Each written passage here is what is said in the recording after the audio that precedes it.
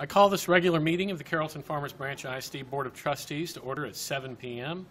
on May 6, 2021. Board members, district staff, members of the audience, you are free to join me in standing as Bill Lavelle, pastor of the Christ Church of Carrollton, provides a message followed by the Pledge of Allegiance led by Randy Shackman and pledge to the Texas flag led by Sally Derrick.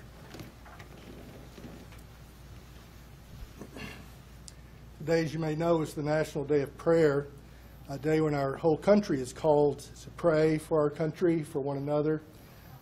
It's also a day when we're remembering John Matthews, who was much loved in this district, who served us for over 50 years, became a fixture in the lives of many of us. So we want to thank God especially for him. Let us pray.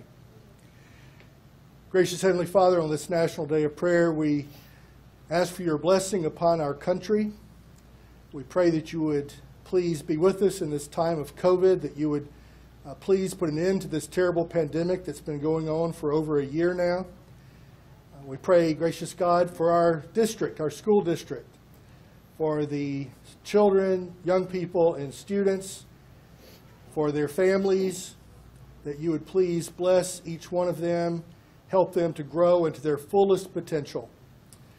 And gracious God, we're grateful for the example of John Matthews, who served our district for 50 years, who served here on this board. We thank you for him, for his example. We thank you for his voice that stirred us over decades. We thank you for his ministry of serving our children, setting an example for teachers and staff and all of us. We pray tonight for his grieving family, that you will comfort them and bless them and be very, very close to them. Be close to all of us, we pray. Gracious God, bless this meeting. May it be productive and fruitful, and use it, we pray, to bless Carrollton-Farmers Branch Independent School District. We pray on this National Day of Prayer. I ask this in the name of Jesus Christ, your Son. Amen. Amen. I pledge allegiance to the flag of the United States of America and to the republic for which it stands, one nation, under God, indivisible, with liberty and justice for all. Honor the Texas flag. I pledge allegiance to thee, Texas, one state, under God, one and indivisible.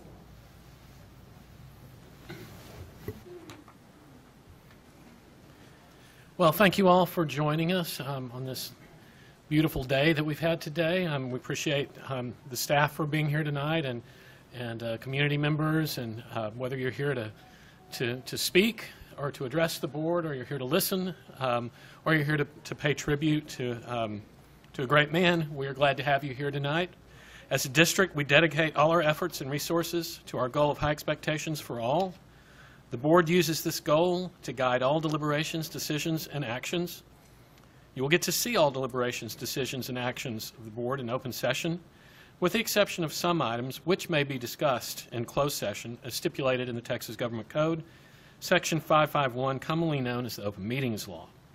These items typically deal with personnel matters, consultation with our attorney, and real estate.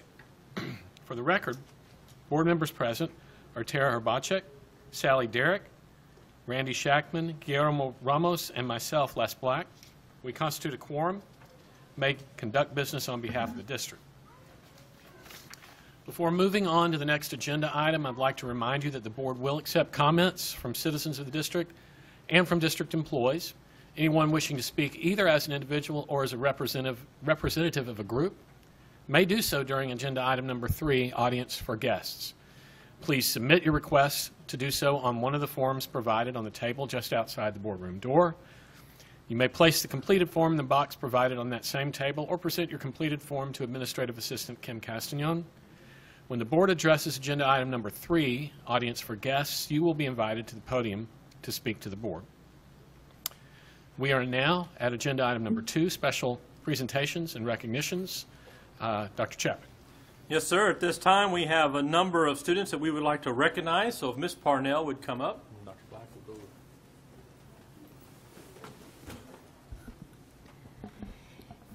Good evening, Dr. Chapman, Dr. Black, and board members.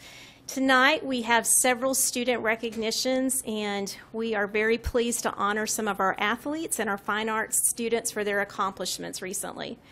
First, we'd like to congratulate Creekview Lady Mustang, Veronica Venegas, who lifted toward gold at the Texas High School State Powerlifting Meet. Veronica placed 8th in the 148-pound weight division. Veronica? There she is. Congratulations, Veronica.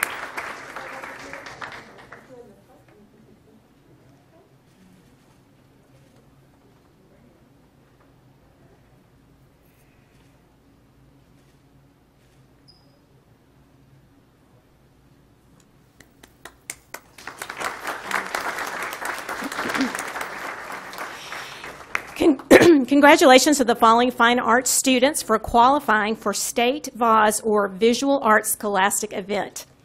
First, from Branchview High School, we have Chinmaya Bodapati, and she placed in digital media.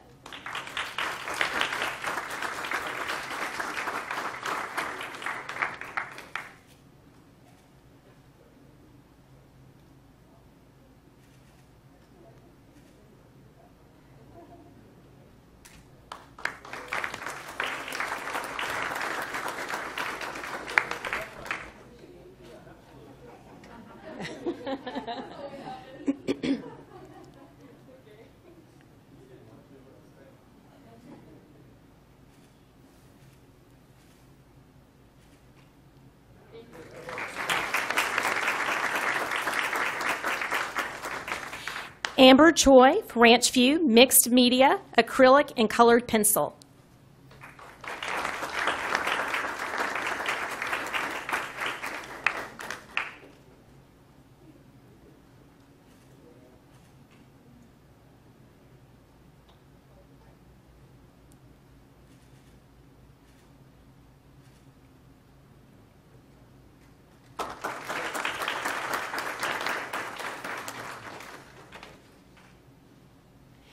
Nishi Patel, Ranchview High School, Ceramics.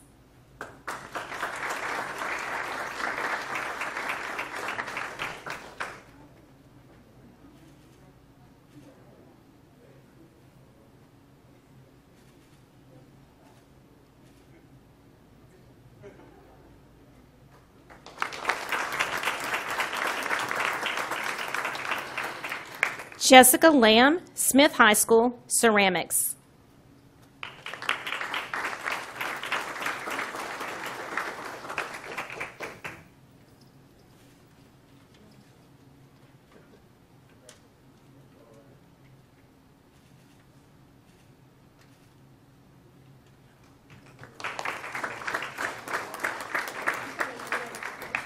Rosalind Pineda, 2D graphite drawing.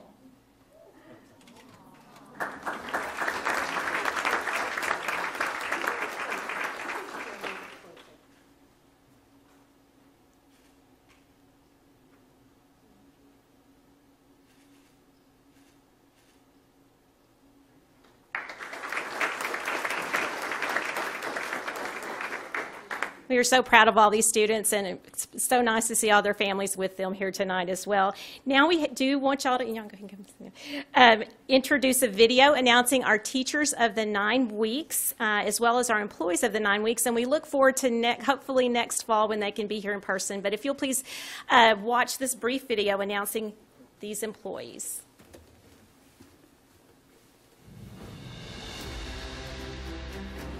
Caitlin Fry, DeWitt Perry Middle School. Lizette Belmonte, Ted Polk Middle School. Amber Cottingham, Creekview High School. Michelle Whitehead, Early College High School. Chris Wilkins, Ranchview High School. Abby Kramer, Newman Smith High School. Juan Gomez, R.L. Turner High School. Susan Stout, Mary Grimes Education Center. Paula Brown, Bea Salazar Learning Center. Miranda Gutierrez, Student Nutrition. Janet Velatato, Professional. Donna Cox, Facilities. And Denise Garcia, Paraprofessional. Congratulations to our teachers and employees of the 9 weeks.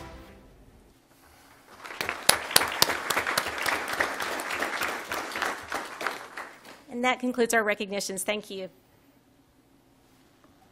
Thank you, Ms. Parnell. The next item is District Announcements 2D1, Superintendent's Report. Dr. Chapman? Yes, sir. First, we're excited to announce our new director of the Ed Foundation, Donna Wall. So we'd like to congratulate her to our team. Thank you very much. Also in front of you, you have several 3D artwork. Creek View, we have Ranch View, and Newman Smith. And so here's some artwork. We'd like to demonstrate, show some of that artwork each and every board meeting. At this time, I'm going to read a statement to the board. We have received a number of inquiries about the status of the district's review in a situation involving 3 teachers who use inappropriate examples referencing Asian culture on a secondary social studies quiz. I furthermore want to provide an update to the Board of Trustees and CFBISD community at this time. The district's review of this matter has been ongoing since the teachers were placed on administrative leave.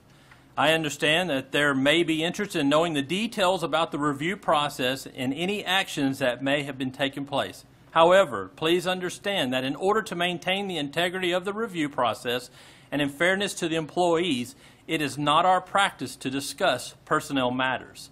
I can assure you, however, that the district remains diligent and focused in its review in this matter and is committed to taking any actions that it may be deemed appropriate based on the outcomes of the review. More importantly, we remain focused on providing a safe, productive, supportive, and inclusive environment for our students. Now I'd like to share a few things about what we're doing.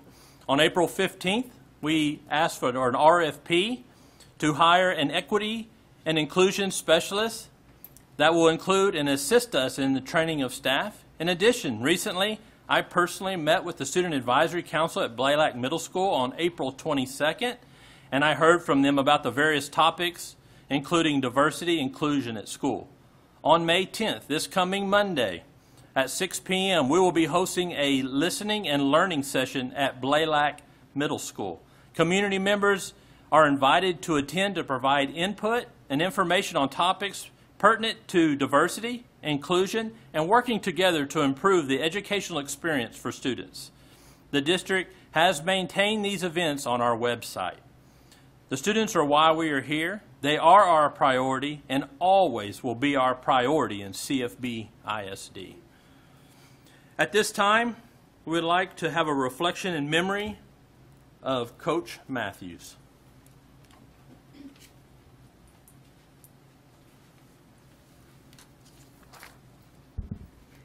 Tonight we want to honor John Matthews for his years of service to CFBISD. Coach Matthews devoted over 50 years of his life to the students, teachers, and staff in this district. He began his career in CFB in 1970 as a history teacher at Perry Middle School. He was fondly known as Coach Matthews by both students and staff alike.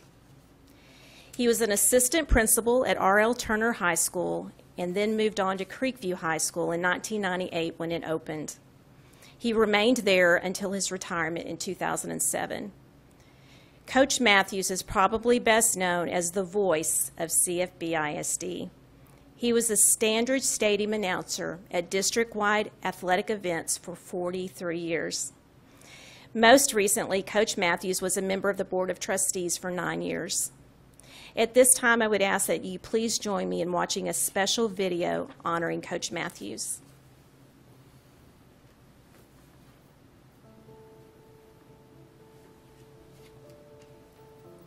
The biggest memory that I have of him is being here at Standridge and listening to his voice. It's kind of synonymous with like Standridge Stadium, and yeah, hearing him call my name and then call my sister's name and then coming to football games, just hearing his voice over the speakers here. He taught me a lot, especially in regard to classroom management. He would say, buddy, this is your home. The students are your guests. A lot of good techniques that he taught me. A great educator. He was all business when it came to education, but he was a great guy. Always told me a lot of stories, a lot of jokes. I think the most encouraging thing was when he was like in the press box and talking over the MC thing. Like, he didn't just say like, oh, she won the race. He was excited, and he was vocal about being supportive of not just me, but the other athletes, even athletes that weren't in this district. Always felt really good and supportive there. It meant a lot. I mean, it's really cool to be on the track and someone, like, you know how excited someone is that you're achieving your dreams and going after all your goals, and they're saying it out loud in front of everyone. It just meant so much, because that was like, I guess, just something that you could like feel and like really be a part of. After starting as a teacher at DeWitt Perry, I had the honor and pleasure to attend numerous functions at R.L. Turner and finally meet Coach Matthews in person. Coach Matthews then became one of my heroes who I respected. Many of my high school coaches went on to become administrators, as did Coach Matthews. I will miss my friend John Matthews, and I look forward to seeing him one day again. So Coach made a tremendous impact on many students in our community, and not just those at DeWitt Perry, but those at Vivian Field and North Carrollton at the time as well. The ultimate goal of all young athletes was to hear him say your name at Standard Stadium. His role as the announcer only added to his presence in the community. Years later, thanks to technology, we all have reconnected, and we've made some pretty big contributions to our community. We have funded scholarships and helped some families out, and we even built a ball field. And the genesis of all that was the 2 years we spent together at DeWitt Perry, and the experience we had with Coach. And I think Brent said it well the other day, that for those of us that he coached, we don't need a last name. It is, when we say Coach, everybody knows who we're talking about, and he will be missed.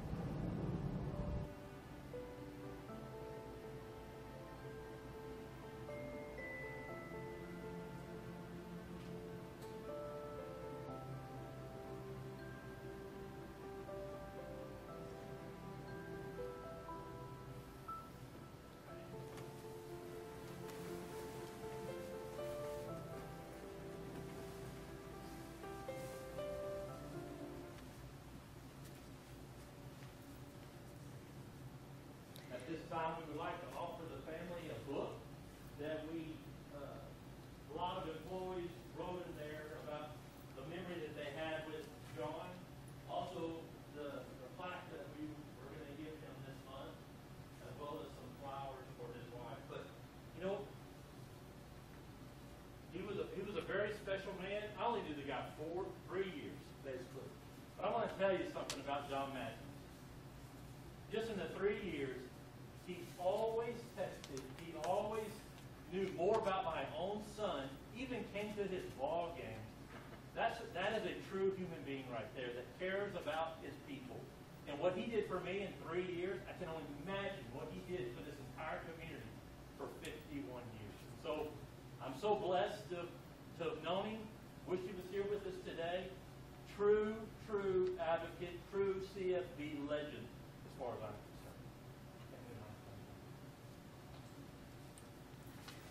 concerned. His wife Dinah is here, as well as son and daughter Julie, son Todd.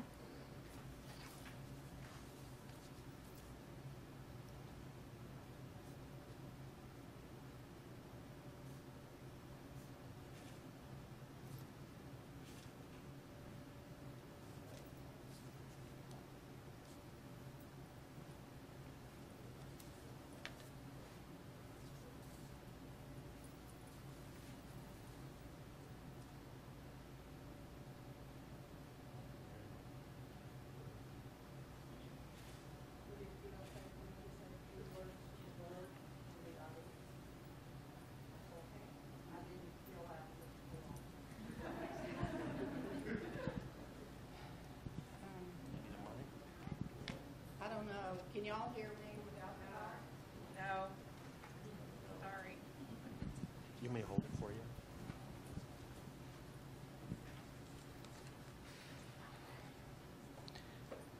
I've never been a comfortable public speaker, and I'm dealing with a lot of emotion right now. So I ask your patience in allowing me to read my words. As you all know, my husband of 38 years, John Matthews, passed from this earth on Tuesday, April 27th. In late January, when John began to show signs of COVID, he tested and was positive. For the next few days, he experienced mild COVID symptoms, including slight fever, tiredness, and loss of appetite. COVID was the fuse that lit the firecracker for John because he had the underlying conditions of weak lungs and an unstable heart rhythm. On Friday, February 12th, just before this year's freeze hit, he began to experience respiratory issues. I drove him to Texas Health Presbyterian Hospital in Plano. He was immediately admitted. From that point, John never really recovered. From February 12th to February 27th, 15 days in ICU. From March 22nd to April 19th, 28 days back in ICU, most of which he was critical and a step away from a ventilator. From April 20th to April 27th, 8 days in an acute rehabilitation hospital until he passed away. That's 51 days of suffering. I find sad irony in that John served the school district 51 years. When John became so sick and so many people were reaching out to me with concern, I created a Facebook page titled Cheers for Coach Matthews. This was a way to share John's progress as we all hoped he would get well. If you've never followed my page and want to fact check what I'm saying, please search on Facebook, Cheers for Coach Matthews. During the 28 active days of this medical diary, 16,843 people were reached. 9,145 people read the posts, 422 Facebook likes, 455 people following the page. The most astounding number of all, 326 amazing, heartfelt comments and testimonials to John's 51 years. Not just as a board member, but a coach, a teacher, and an administrator, and his biggest love of all, stadium announcer at Standridge, earning him the well-known title of the voice of Standridge Stadium. The school district itself acknowledged this title. John Matthews, in sincere appreciation of 40 years of service, for being the voice of Standridge Stadium. In regard to his beloved position as coach, John touched so many lives. This was beautifully expressed by the words so well written on Facebook by many, many of his boys, past and present, as well as their loving and respectful presence at John's funeral service. A word about coaches of significance. This from the Facebook page. Coaches of significance. The seeds you sow can take years to harvest, but the gifts of coaching are so deep and meaningful. The coach that dares love their players deeply never loses.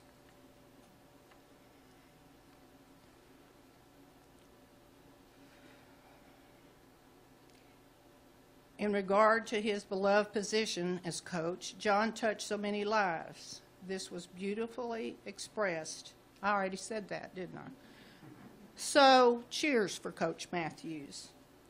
I am here tonight to honor my husband, John, not to accept a plaque that he will never see, but to request a memorial in John's memory for his 51 years of service to CFBISD. I make this request on behalf of not only our family, but on behalf of the thousands of young lives who were touched by his love for each one of them, and for his fellow coaches, teachers, and administrators who hold John's memory in high regard. They all know he has earned a special place on the grounds of this school district. One evening, after coming home from visiting John in the hospital, there was a message from the board secretary saying that this recognition tonight was planned for May 6th. On behalf of the school board, she wanted to invite me and family members to be present. This before John passed away. The message was hurtful and somewhat offensive. Knowing that the superintendent nor any board member had reached out to me before planning this moment of recognition,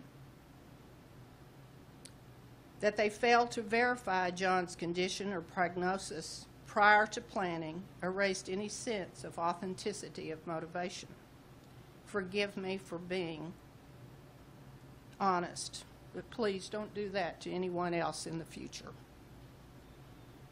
My formal request to you, Les, Sally, Tara, Guillermo, I don't think Juan is here, and Randy, is that you put my request on your agenda for June.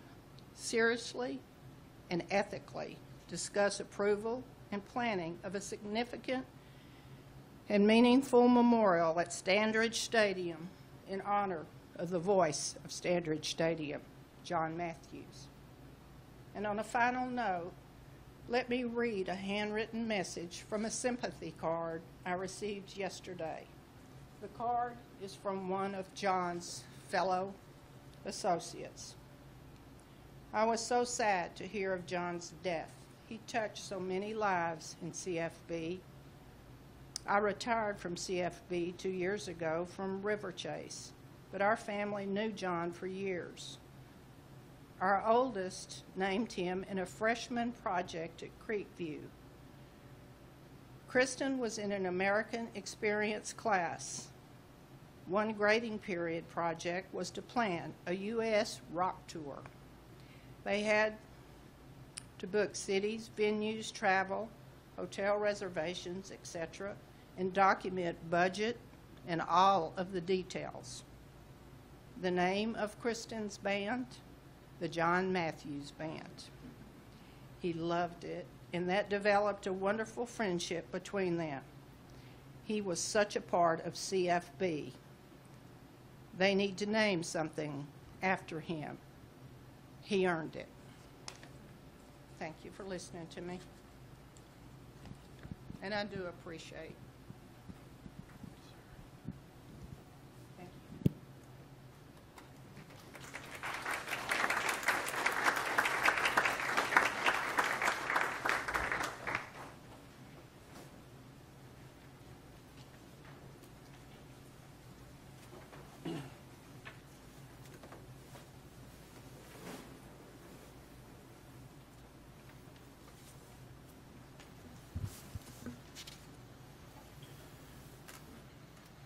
Okay, next we have a presentation from Ms. Leek on health services.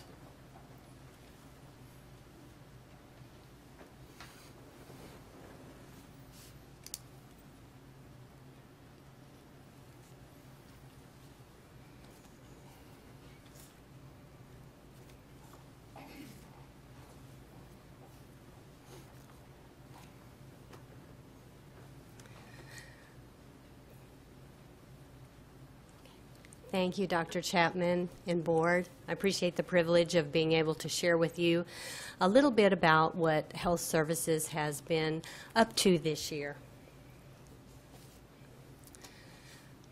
So the school nursing is a specialized practice of nursing that advances the well-being, academic success, and lifelong achievement and health of students.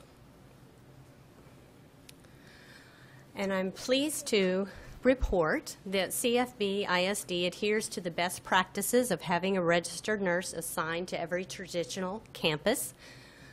This practice is consistent with the recommendations from the National Association of School Nurses and the American Academy of Pediatrics, which state that a professional registered nurse should be present at every campus all day, every day, to enhance student health, safety, and learning. And I so appreciate that this district invests in nurses every year, but especially this year. So thank you. So the objectives of our department are to provide direct care to students, to maximize their time in the classroom so that they can be about learning. Also to minimize the number of students sent home unnecessarily. And we do this by being able to provide things like albuterol treatments for asthmatic students, and that makes it so that they are able to continue in the classroom and not need to go home or to the doctor's office for this service. We also work to mitigate barriers for access to health care for our families and to provide community referrals and follow-up to reduce student absences. Additionally, we limit the spread of communicable disease within the school community. And I'm sure no one in this room will be surprised that much of our activity this year involved COVID. So we did a great deal of training on the COVID protocols and mitigation strategies for our staff and students. We implemented a Buy Next Now COVID testing program for our staff. We did a great deal of contact tracing to inform discussions surrounding quarantine of close contacts and isolation of positive cases. And then more recently, we've been involved in vaccination of staff. A few metrics surrounding activities surrounding COVID. We have performed so far this year 2,155, COVID tests for our staff members. The highest months were in January and February. We did contact tracing surrounding positive cases, a total number of 1,440. 949 of those were students and 491 were staff cases. And we quarantined or isolated 4,768 students and 679 staff members. So we've been really busy this year. In April, we had a COVID vaccination clinic for staff, and we immunized 204 staff members. And then within the last couple of days, we've immunized another 13. So thankfully, many of our staff members are fully immunized, and we're really happy about that. So during the fall semester, Texas Department of State Health Services instructed school districts that we needed to provide an opportunity for students to receive health screenings for our remote students. And so we planned an event on a Saturday. We really didn't know what to expect, whether anyone would show up or not. And we were pleasantly surprised that 500 students arrived at the event to receive vision, hearing, spinal, and acanthosis nigricans screenings. And those are the screenings that we typically perform in a normal school year. So we were very gratified by that level of attendance. We also held several vision clinics this year, and this resulted in 361 students being seen by the optometrist. 248 pairs of glasses were prescribed, and we had 9 students that were referred for further evaluation. They needed more extensive evaluation and treatment than could be provided in the mobile clinic. So as the COVID cases dropped off and we started getting a few glimpses of normal, we resumed some CPR training and, of course, appropriately socially distanced and using all of our mitigation strategies, masking, and everything when appropriate. But we were able to do some CPR training for our transportation department. We also participated in a fair for the transportation department in April. And so the nurses checked vision, blood pressure, discussed stress management with staff, discussed nutrition, physical activity, exercise, all those kinds of activities that impact health, and played Health Jeopardy with some fun health facts. So a couple of the facts for you. Our bodies are composed of 70% water. Sneezes typically exceed 100 miles per hour, and that's why you can't keep your eyes open when you sneeze. And laughing 100 times is equivalent to 15 minutes of exercise on a stationary bike. So we all need to spend more time laughing.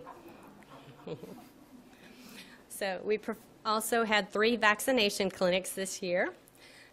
We held them in collaboration with the Dr. Spot and Passport Health. And in addition, we immunized students at the District Health Services Department office and at various campuses across the district, since we now are providers for the Texas Vaccine for Children program. We've also provided support for other district initiatives such as the pre-kindergarten enrollment events and Vaccinate Before You Graduate, and we are assisting with a senior workshop that is planned as well. So one of the objectives of our department is to mitigate barriers to health care for our families. And one of the ways that we do this is by collaborating with Children's Health in a telehealth program. MetroCrest Hospital Authority has graciously provided funding for our telehealth program to expand to an additional 5 campuses for the coming school year. And so telehealth will be available in 2022 at Perry Middle School, Carrollton Elementary, Stark Elementary, Farmers Branch Elementary, and Sheffield Elementary. So one of the ways that this program is valuable is that it is a cost-effective way to address chronic health conditions, and that in turn reduces absenteeism. One example of this is with a child, say, that has chronic allergies, and these chronic allergies end up causing ear infections and sinus infections, which cause the child to either be at school and be miserable and not concentrating on learning, or be absent. So through the use of telehealth, the pediatrician can encourage that parent to administer allergy medications, which will prevent these kinds of infections. So that's just one example of how telehealth is valuable to our nurses and to our students and families. And in conclusion, collaboration between educators, families, and school nurses promotes healthy children and strong communities, and as Dr. Chapman says, together we can. Thank you. Board members, do you have any questions regarding the information provided on health services? Ms. Derrick. Ms. Leek, thank you for the update. That was fantastic. Just a question for you about the telehealth. How did we identify the 6 campuses? Was there some sort of guidelines that we had to use in order to select those? So Children's Health collects data on inappropriate ER utilization, families that utilize the ER instead of a primary care physician, and so they gave us guidance on which areas of our district have the most inappropriate ER utilization, and so they gave us some guidance on which campuses they would like to see have that service. Other questions from the board members? Well, thank you, Ms. Leek, and may I just take the opportunity to say thank you for the presentation, and thank you to you and the health services team and all the school nurses. I believe it's a Nurse Appreciation Day today, isn't it? Yeah. So we just want to publicly say how much we appreciate the work you do. We know it's been a it's been a difficult year for everybody, but it has to have been a year that nurses will never forget, school Yes, nurses sir. will never forget. So thank you for keeping the wheels on the vehicle for us. Thank you. Thank you. Thank you, Dr. Black. Okay, next we have Quarterly Report 2, Priority 2, Mr. Maroney.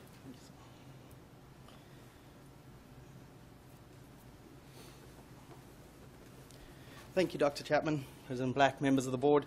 It's great to celebrate our Priority 2, which is facilities, safety and security, and infrastructure, and this is the key, which I enjoy so much, to be adaptable to student needs. It's such a reward to be able to have our teams out there supporting how children learn and working with our teams. And just in light of Nurse Appreciation Day, I must say that the nurses have been phenomenal in guiding our custodians. That whole procedure through the tracing and where to put our resources and how to guide them, they have been instrumental. So not only dealing with all their CDC guidelines, but partnering with the department, which they don't typically work with, and going into our infrastructure and helping us be more effective, because we couldn't have done our job without their guidance. But in that adaptable to student needs, we got to build some stuff too. And this is the handiwork of Mr. Fletcher again. You've seen his handiwork over at Central Elementary and a couple of places. Well, he partnered with Amy Johnson, and we got these cool Scrabble boards, but he built the frames, and the tiles all came loose, and they were all over the place. And he said, well, this is not good enough. So he went back and he made these cases for them so all the letters can be stacked up in those nice boxes as well. That's over at Landry. Then over at Freeman, they got together, and you know, some of those display cases, they aren't really being used in that way anymore, and the hallways have been kind of repurposed to some different functions, and kids are collaborating in those spaces. So they got together with Freeman, and they said, well, what happens if we repurpose some of that to be a reading nook? And they challenged the maintenance department. Of course, the guys stepped up like nobody's business, and so they took that and they removed the display case, and they got that pine wood and they laid it in. And because the electrical department will never be left out, they went, we need some recessed lighting in there as well, so they added that back and did that. And then the campus came together with some flexible furniture and made that little nook. But the part that really makes me happy is that the folks over at Newman Smith, the incredible CTE construction program, saw that and said, we like building stuff too. Thank you, Don. Very seldom I have to be louder. And the guys over at construction, with Quincy's program there in the CTE construction department, said, well, we've got some display cases that can be removed. And so those guys took that inspiration and they started working over at Newman Smith right after that snowstorm and built two of their own. So that picture on the bottom right there is actually Quincy, the instructor, and the students at Smith building out their own reading nooks at Smith High School. So just great work as the community comes together like that. Over at McCoy, we know that we've seen some presentations from the folks at Freeman, et cetera, that outdoor learning is key. Not only to get that fresh air during COVID and things like that, but to have that dynamic learning environment. But it's not just a matter of having a courtyard. It's how do we program these courtyards? And we were challenged to do that. So McCoy had a great program where they had started some planters and things like that. Another program where they were reading to service animals and things. And so we said, okay, how do we start to support that with some furniture improvements? And on the left, bottom left there, we actually took a sheet of glass and we put a graphic behind it. And we said, okay, how do we make an outdoor whiteboard? So that's actually writable surface. So you can go and you can write on that surface, and it's set at that height, 18 inches off the surface. So it's not just for adults to write on, it's for students to be engaged in. And we put the little mascot on there. So we're going to be developing more of that as we go forward with some custom glass panels. And then we played with these are recycled plastic elements. They've got some good weight to them, but they're protected against the elements. They're not going to rot or anything like that. So we'll use this as a pilot program, and then as we learn more, we'll roll that out at other campuses. Another exceptional story, because you know we always say high expectations for all, and I always remind our vendors that means you too. Actually, in the top left is Nate. He's our vendor guy. Not only was he helping crack ice off the trucks during the snowstorm when we opened up Vivian Field, this was a Sunday, and he was helping us install furniture there as well. So when we say high expectations for all, we mean everyone that interacts with CFB, no questions asked. The counseling folks came to us and they had this incredible idea of PACE. They will tell you more in details of the program. I'll celebrate some of the facilities. And so we had some space over at Bea Salazar, and this is a program for kids who really need a help. And they've come back and they've engaged with us, and I said, we need to make a space that's going to inspire them. These kids, they need a place. How do we do that? And it was great. So we started out with 4 stations, and we're actually up to 8 now. So we took a room there, and on the left you can see some of the before pictures. And I went right before the break, before Christmas break, I went to the guys and I said, look, I know we're going to hit Christmas, but this is something special we get to be a part of. And sure as the maintenance guys step up like nobody's business. They painted the canopy nice and red. They cut a nice door into it. They recarpeted. They painted it. And then we found some extra office furniture, and we created office cubicles. These kids have chosen to come back and re-engage with education and really want to be part of something. And the instructor there shared some numbers with me, and we've changed attendance ratios from below 30% attendance to above 95% attendance. And they've had 4 graduates. And the bottom right picture there, and this is the moment for me, was there were 3 students. The one was graduating, and they, we do the recognition and stuff, and we're wrapping up. And one of the teenage boys says, "No, stop! I want to say something." And he recognized the girl that was graduating. And to have somebody recognize another student like that, we're doing something right. And it was so cool to be part of that and see the improvement with the desks and the areas that we made for them, plus the flexible furniture. So that was our Q2 report. There's more in the full book, but those were some of the highlights. Any questions from the board for Mr. Mulrooney?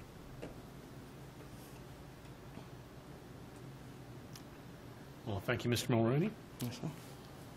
Okay, let's move into Eco Certification Program. Mr. Maroney, and you have a black folder in front of you.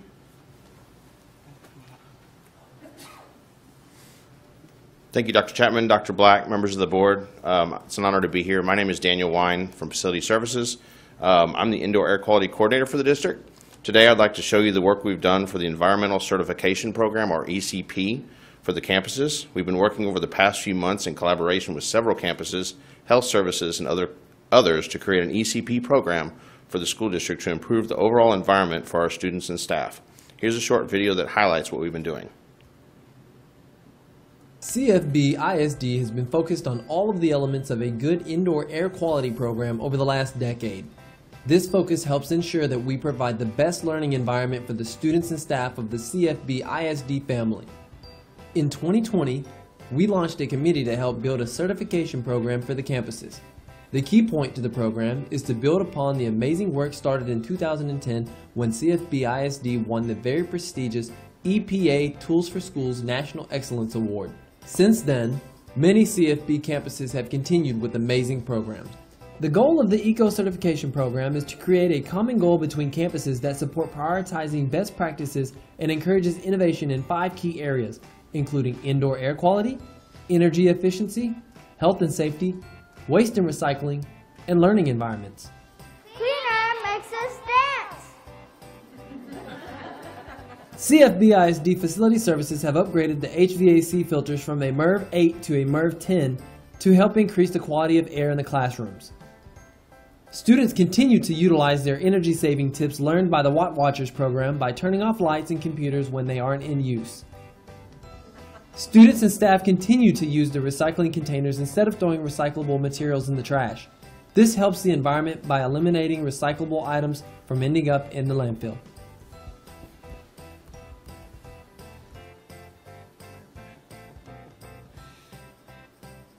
We breathe school air for 75,690 minutes a year. Keep our air clean! Please keep our school air clean.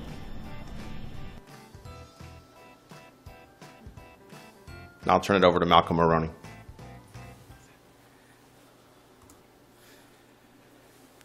So in your packet, this is the summary of the scorecard with those 5 primary areas. And what we've done is we've worked with the staff members, and we're not going to try and dictate how these points are achieved, but rather offer guidance to it, because there are so many great programs going on.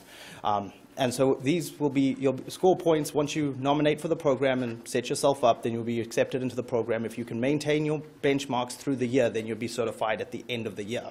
That adds to our portfolio of tools, and you start to earn innovation points. So if you earn innovation points, it goes in the binder. So there might be a campus behind you that goes, oh, wait a minute, we teach that science curriculum. We could use that too. and then they can grow and learn. So this really becomes a band that starts to pull all the CFB efforts together. Because if you visit our great campuses, they've got so many amazing programs going on, from the watches to the recycling, but there isn't a cohesive platform for them to work together on. So this scorecard will be that avenue to work together on achieving those things. So what you'll see in your pamphlet there is some of our working notes, some photos of the whiteboards. I mean, these have been 3 or 4 different meetings saying, okay, what are we measuring? How are we measuring it? Because if we start to impose a bunch of hardship on campuses and measure things that don't impact students, then we're in the wrong direction. So we've met with the campuses, with administrators, and now the challenge over the next few next few months is going to be developing those scorecards and the backbone that starts to measure these items, so that when we come back in August, we'll be able to welcome those first round of applicants into the program, measure it through the year, and that doesn't mean any other folks can't be involved. If health safety and asthma is a concern for a campus, they can utilize the resources developed by the program.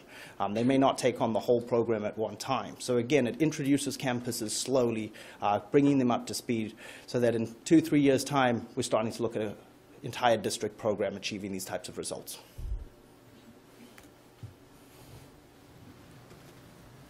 Are there questions from board members? Okay. Thank you very much. Thank you, sir. Next, we have quarterly report, priority 3, Ms. Parnell.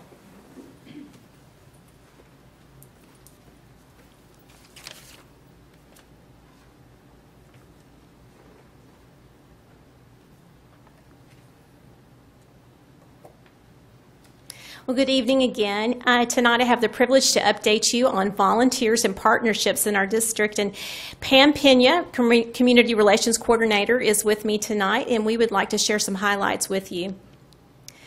Volunteers and partnerships provide valuable resources to our schools through the sharing of their time and resources.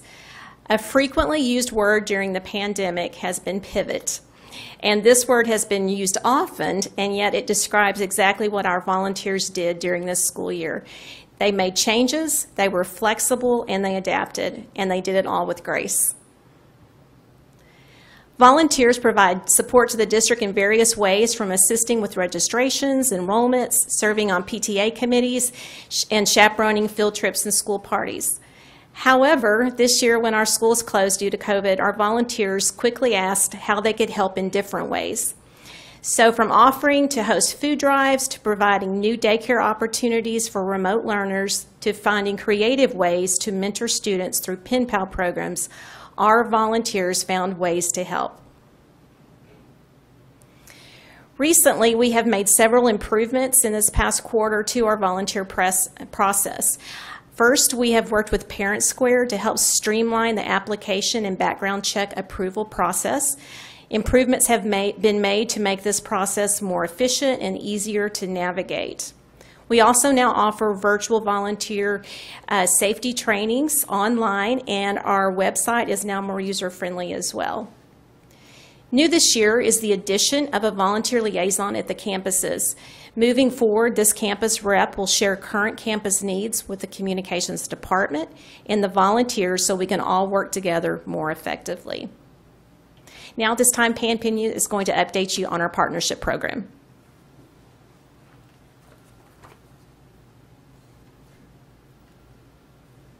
Thank you, Dawn. Community partners. Our partnership goal is to create a relationship that is highly responsive to the needs of both the partner and CFBISD. CFB has partnerships from many areas, including businesses, PTA, faith-based organizations, nonprofit and civic organizations, chambers of commerce, universities, and our vendors. This past quarter, a district-wide committee comprised of CFB principals was formed to collaborate and implement a plan for partnership growth. The committee was carefully selected to represent the 6 communities we serve. The committee's role is to discuss ideas and identify areas for growth to serve our campus and program needs and the needs of our partners. We address such items such as the definition of a partnership, creating a digital partnership guide, and plans to further utilize Volley Partner Connect to grow and measure partner support. Caring for the whole child is the CFB way. Dr. Chapman's vision to start CFB Giving House turned into one of my favorite initiatives. The Giving House provides essential needs to our students to increase learning opportunities. The Giving House is supported by our community partners. To date, we have raised over $80,000 for this program, and approximately 1,000 items have been distributed to students across the district. An event is scheduled in November to celebrate the Giving House inaugural founding donors. All donors who have contributed $250 or more will be recognized at this event. I would be remiss if I didn't take advantage of this time to say there is still time to support the Giving House as an inaugural donor through August the 1st. Please contact me or visit the Giving House website for more information. I'm also proud to share initiatives that have been launched this year. Volley Partner Connect is what I like to call our matchmaking program for campuses and partners. Peach Jar is providing digital flyers to parents about enrichment opportunities for students. And Let's Talk is a communications tool for staff and community to post questions, concerns, and even compliments. The Let's Talk platform is also used to measure customer satisfaction. And our Community Connections newsletter highlights partner stories, community information, new initiatives, and customer service tips. Also this year, we began our customer service partnership with Macy Agnew. She's the owner of Chick-fil-A at the Trinity Mills location. Macy has given her time and expertise to CFB by sharing her customer service philosophy and how Chick-fil-A is known for their exceptional customer service. This year, we honored 4 Together We Can award winners for going up and beyond in service and attitude, selected by our CFB Customer Service Committee. Our volunteers and partners have passion for service and passion for CFBISD. In closing, it is my pleasure to share this video as we hear from CFB PTA Council President Kim Brady and Macy Agnew, our partner, and the owner of Chick-fil-A, Trinity Mills.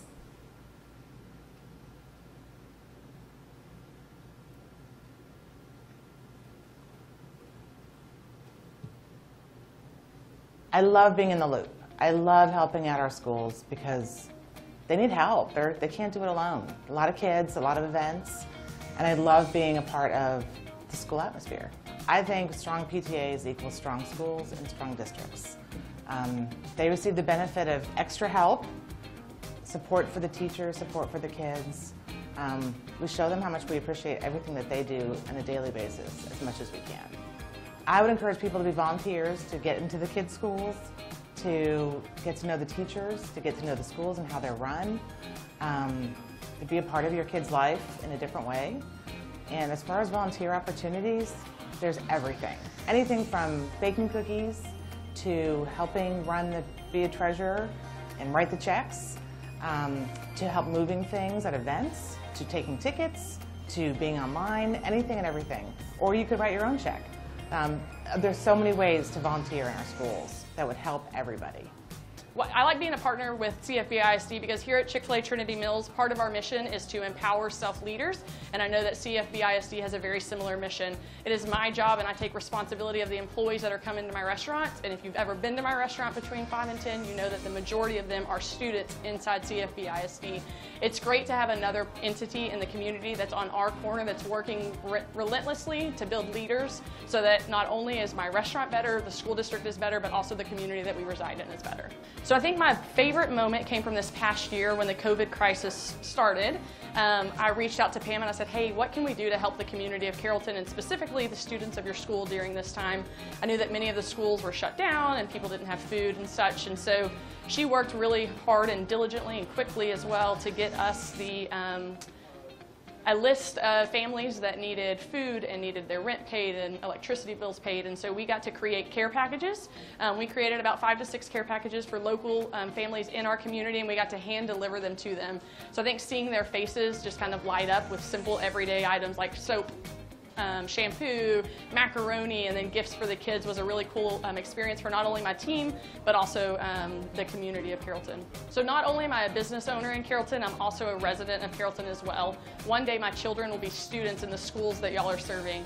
I think that it's partially my responsibility to help make our schools safe, welcoming, and a great place where our children and other students in the community can thrive and become adults.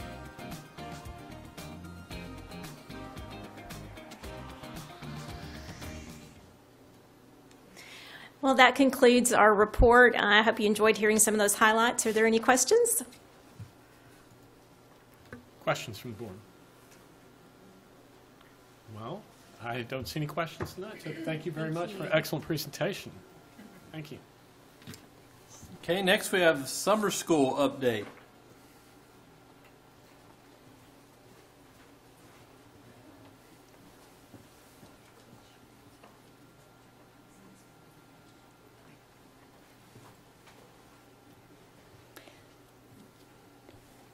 In front of you, you have a packet with a blue cover. That's for our summer school presentation.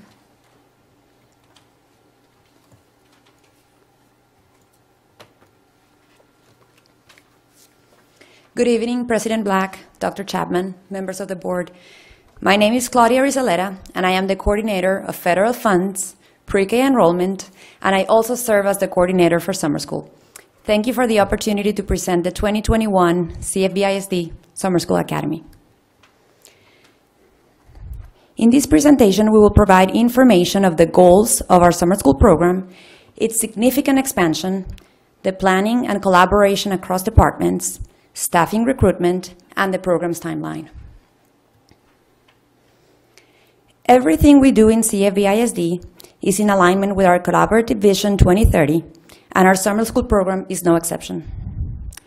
At the heart of our Summer School Academy 2021 is the implementation of a program that maximizes the academic achievement for our students. This school year has been unlike no other, and it certainly brought some challenges.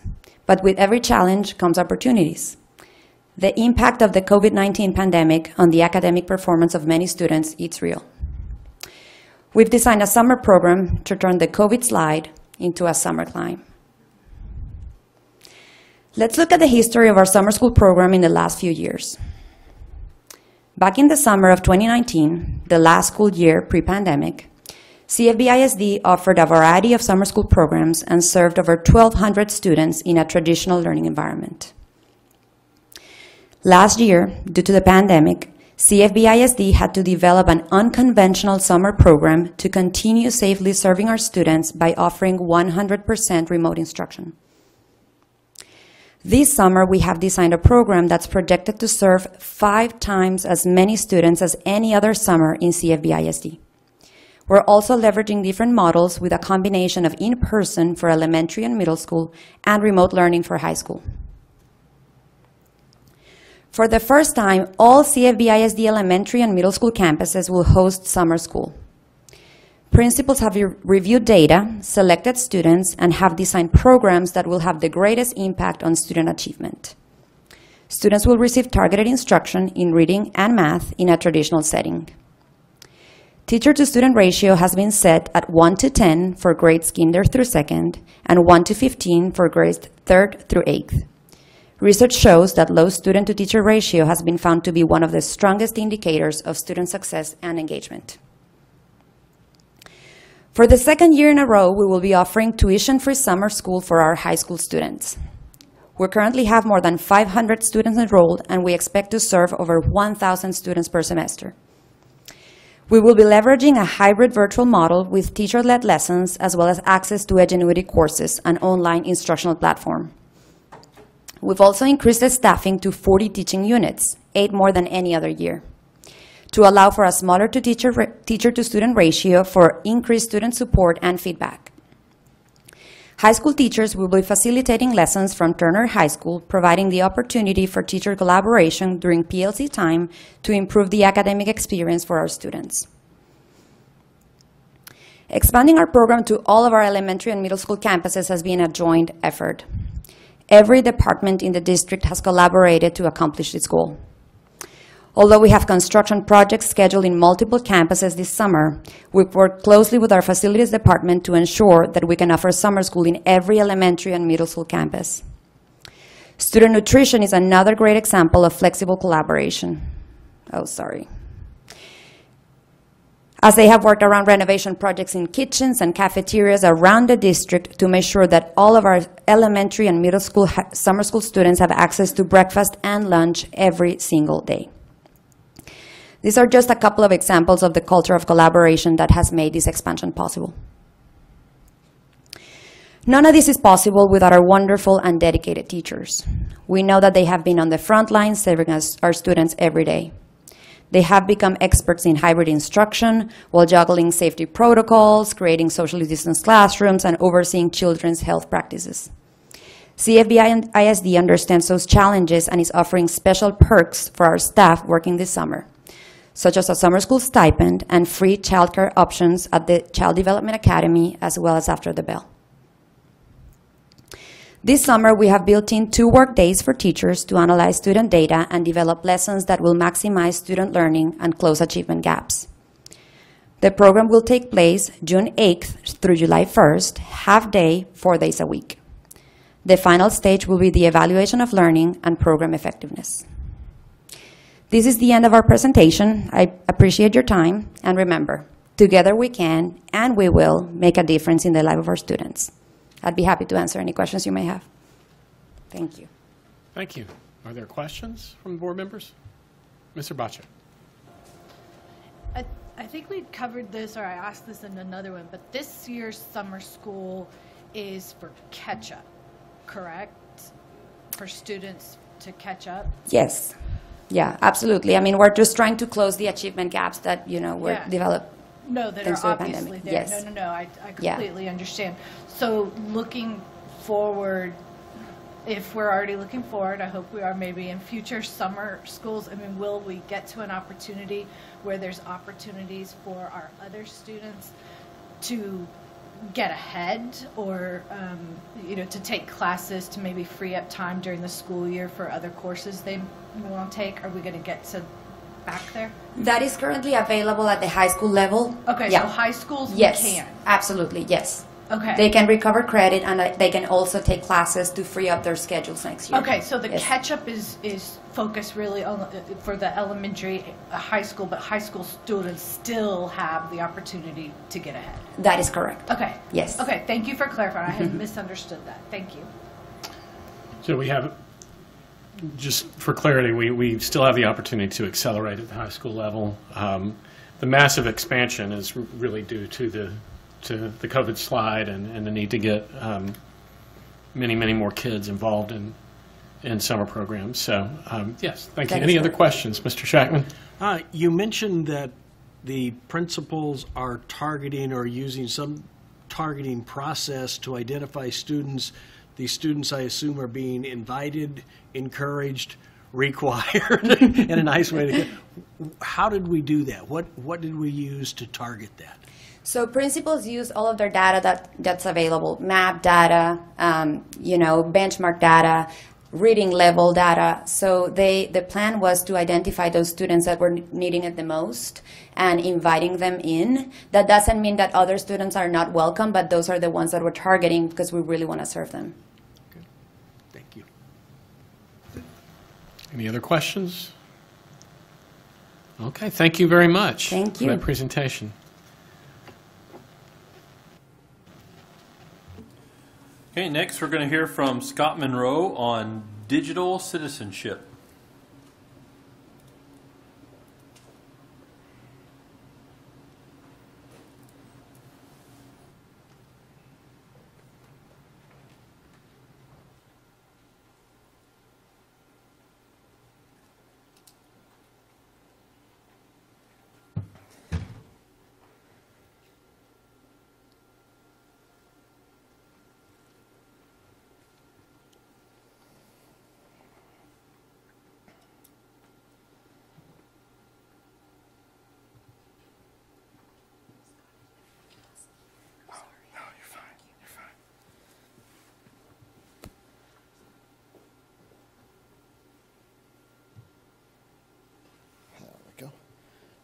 President Black, Dr. Chapman, members of the board. Thank you for letting me share some information with you this evening. This is a topic that always is a very critical piece of what we work on in technology and digital learning, and trying to make sure that our students are safe online, that we're able to provide all the information that the internet and the digital resources we have to them, at the same time working really hard to ensure the best we can that they're doing so in a safe environment, and then we do all that we can to protect them. And it's really a comprehensive approach. And so what I want to talk about is it's kind of like multiple pieces in a puzzle we put together. There's not one strategy that really can comprehensively take care of those needs in terms of either technology or learning. It's really a combination. And so the first piece we always look towards is, what are we doing to educate the students? What are we doing to talk about digital citizenship, help guide them towards making good choices online that both protect them from information that could be harmful, as well as protect their information from those who would do them harm. And we have a program in place that's part of the Common Sense school curriculum for digital citizenship. All CFB campuses have access to this and have students and teachers go through the program. It's pretty comprehensive in its breach. Like I said, it talks and goes through coursework and lessons on online safety, digital footprint, so talking to students about the footprint they leave behind, that things you post on social media could be things that college recruiters or job interviews see 5, 10, 15 years later, and so making sure that you leave good digital footprints behind. Cyberbullying, which we know certainly when students started getting the ability to really communicate off channel with each other all times of the day, when cell phones and things proliferated for students their age, that really opened us up to cyberbullying. So we really go through and work with students on why, just because you may be anonymous behind a username or something, that it's not okay to say hurtful things about other students. Device and media balance. So why it is important to, while the devices give access to a lot of things, and they're very engaging for young people, having that balance of also getting off-screen time, and whether it's traditional play, sports, all of those things, spending family time. Online relationships and red flags, so helping students understand how if they meet someone online who may be trying to become their friend and create relationships, to red flags that could signal this could be a predator who's trying to create a relationship for nefarious reasons. Online privacy, being careful about what you post. There's just a lot of things that the students can fall into, posting information about their address, pictures from their house and room, and things that could give away more information than needed to be put online. News and media literacy, kind of the traditional, how do you understand and decipher what you're reading online, and what are sources that you can rely on, as well as some of the kind of traditional tools of copyright and some plagiarism, the risks of sexting, which that's something we unfortunately see quite a bit of with our older students, and the fact that is illegal even if you are a minor and you're exchanging with other minors. And phishing and other scams, right? That's something that we, as staff, take training on cyber security, and also we want our students to understand that if you receive an email saying, "Give me all your information and you'll get a free iPhone," that's probably not true, and that's going to lead down a bad path. And so that's kind of the first piece, and it's really getting them to a point that they can be an educated user of the internet. The second piece is while we would like for that to solve all of the challenges, we know that it won't, and so having content filtering in place is a really important thing to do. It's also a legal requirement for us to do. The Child Internet Protection Act requires that all school districts that receive federal funding for internet connectivity, which we do, we get 80% of our internet bill, which is quite large every month, reimbursed by the FCC program known as E-Rate. And so it does require us to block obscenity, child pornography, or information and images, particularly that are harmful to minors, which is a student-only requirement. The first two are blocked for staff too legally. But we implemented Content Keeper last year. It is SEPA compliant, but we also go beyond that, and we look for other categories that really students don't need to be accessing. So whether that's sites that promote alcohol and drugs, gambling, gang information, hate sites, there's about 23 categories or so that we block beyond just those required SEPA categories. And we do this to help make sure that, like I said, students are protected from that. There are a few, that's been a challenging thing. It's been a challenging thing since districts first connected to the internet. But certainly sites that aggregate a lot of information, contain both valuable educational resources as well as content that we would consider not age appropriate, are some of the ones that are the most challenging. And so things like Google and YouTube, where we do have content that teachers are using for instruction, but there is information out there. We can't just block those sites through the filter. Well, we could, but then we'd be blocking all of the information, right? And so what we do on those is we enforce safe search modes in Google. We enforce now strict mode in YouTube, which they've been pretty good about tightening up, and we're actually going to tighten a little more this weekend with YouTube with some new tools that have come out.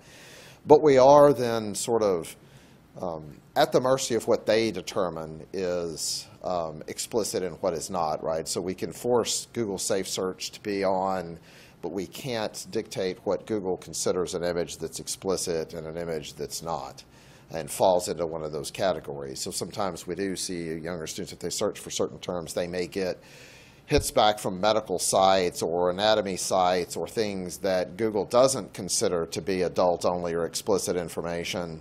May not be age appropriate for an 8 or 9-year-old, but that's sort of what we're limited to when we were able to block a site like Google, short of blocking all of internet searching altogether. And we constantly look and look at alternatives, but we found still that even with that limitation, Google is far safer than what we're able to do with some other search engines like Yahoo and Bing and some of the others that we really, if we unblock, pretty much let every image on that's cached in their engines available. And so it is our best option, but it is a constant thing that we do watch. And that's one reason why the education piece is an important piece of this, is because if students are searching hard enough for those kind of terms, they are going to find something that we all would agree that's probably not an image that they should be looking at.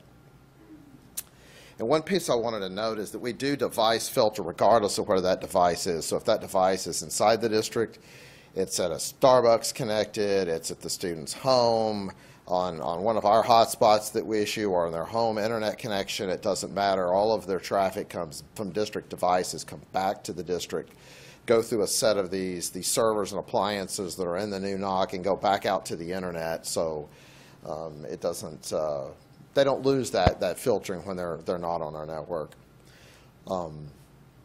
Kind of a third piece, so the piece I was just talking about really is what helps us control what students have access to. This piece is what lets us monitor what they're producing. So one is kind of a consumption filter, the other is alerting on producing. So we have a tool in place and have had for several years called Gaggle. They're kind of a Google partner, and what it does is it helps us monitor what's on the students' Chromebooks, what's in their Google accounts, photos they may be uploading, conversations, emails, things like that. It looks with AI behind the scenes to kind of see a pattern or see words or images that set off an alert. And it looks for things, so we look for things like pornography and of course child pornography. I separate those out because Gaggle treats them differently and we treat them differently, with the first one being sort of an issue of discipline, traditional disciplinary channels. The second being we're required by law then to immediately turn over to police. Actually, Gaggle sends the alert when they see it to the police and to the National Centers for Missing and Exploited Children at the same time we get it. So, right, we're legally obliged to work through with our local law enforcement, which we do if there's a suspicion that the images may be of a minor and they're explicit. But we also look for things like risk of harm, risk of suicide. which we've gotten quite a few gaggle alerts on. You know, unfortunately, but the good side of it is that this product has saved lives. There's not a doubt that over the last few years we've been able to prevent students from harming themselves through alerts that were in this product, which is really priceless. And then threats of violence too. If there's information that a student is creating or storing or sending to other students, whether that be a threat of violence to the school or whether that be setting up a fight after school or those type things. We can also get alerts on those, and I won't go through this whole flow chart. I just wanted to show that we do have a fairly well thought out flow chart. When these gaggle alerts come in, they come in to a response team that consists of both safety and security staff, counselors, as well as a few of us in technology, so that we're able to respond to that based on what it is, all the way down to the red squares kind of represent that after hours on call type response, where if there's a student at risk of harm, we have people that can reach out to the family, reach out to law enforcement things to try and intervene immediately.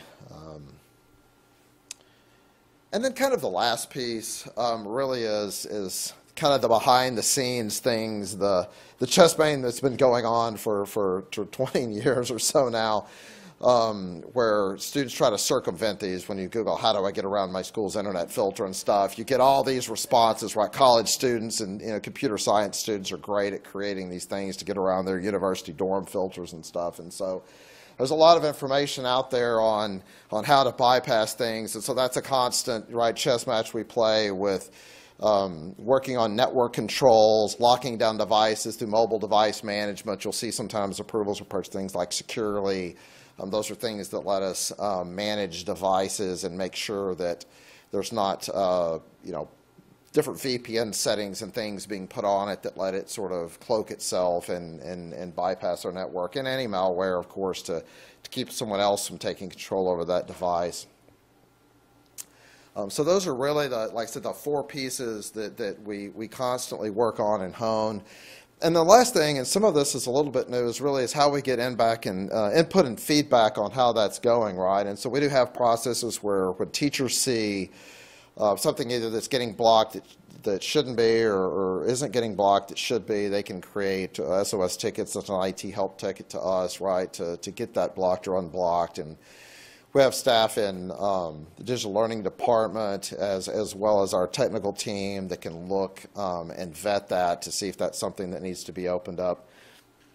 We have also now formed an internet safety committee to sort of review our practices and to make recommendations, to kind of ponder questions like, at what age should students have access to YouTube, and looking at the instructional benefits versus some of the, the risks there. And that committee has got, we met for the first time last month, April 21st. We're going to have several meetings over the next few months, kind of building a plan for the next year. And we had parents across all grade levels, both parents who were sort of serving purely as parents, as well as we had teachers, many of which were also parents in the district, librarians, principals from all grade levels, counseling representative, and then several of us from technology. And so that's a team where we're going to be sort of just looking and continuing to sort of hone what we do and help give us some guidance and feedback as well. And so that's a lot really fast, but I'll ask if there's any questions or anything I can address that you may be curious about. Ms. Darren. Mr. Monroe, I'm sorry. Thank you. That was great. This is so important. And I know, as a parent of children in the district, I want to make sure we're doing everything we can. I was glad to hear you say that y'all are looking at something this weekend for YouTube. A new software or something has now come out. So this is proof that it's ever evolving. It is, and though they're owned by the same parent company, once Google bought YouTube, they seem to be addressing these concerns faster with YouTube for some reason, and adding additional categories of from just safe or non-safe, adding moderate, now they have a strict mode. And when we're going to turn that on, and it's going to allow students, more things will be blocked, but teachers have the ability to themselves unblock something that category is blocking, and so that's something we're going to test and look at. But to your point, yeah, it is a constantly evolving thing we have to stay on top of. And I think that's important for the community to know, that we're not just saying, here's our plan and we just go with it. We know that we need to constantly be reevaluating. Absolutely. New things are coming out that we can use to help us be even better at what we're doing. Absolutely. Are we doing everything we can? Do we have we put all the resources towards this to do the best we can right now? Yes, I believe we have. Yeah. I mean, the tools we have in place, such as Content Keeper, for example, that move over, it's not the least expensive internet filter out there, but it is class leading, industry leading product. Having Gaggle is an additional layer in. I would, definitely say we're continuing to, like you said, to not only hone the tools we have, but also invest when there's something new that comes out that gives us more visibility, more ability to kind of effectively control the information coming in and out, then we absolutely will look at moving to that. Excellent. Thank you. You're welcome. Any further questions from the board? Well, thank you, Mr. Monroe, for that informative presentation. Dr. Chapman, is there anything else in your report? So we're ready now to move to the next item, which is 2D2, the PTA update. And I believe we have Haley Logan with us this evening.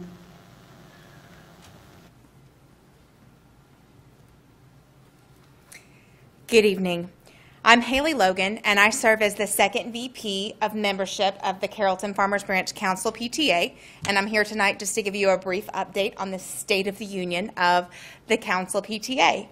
First, I would like to thank everyone who attended our virtual life member ceremony a couple of weeks ago. It was a fantastic evening to celebrate the wonderful volunteers that we have across the district. These are the people that have kept our PTAs rolling and moving forward in what has been, God willing, the craziest year that any of us will ever see in our lifetimes. Can I get an amen? We can't thank them enough for the energy and the time and the dedication that they have given to our students, to our staffs, to our teachers. We couldn't have done it without them.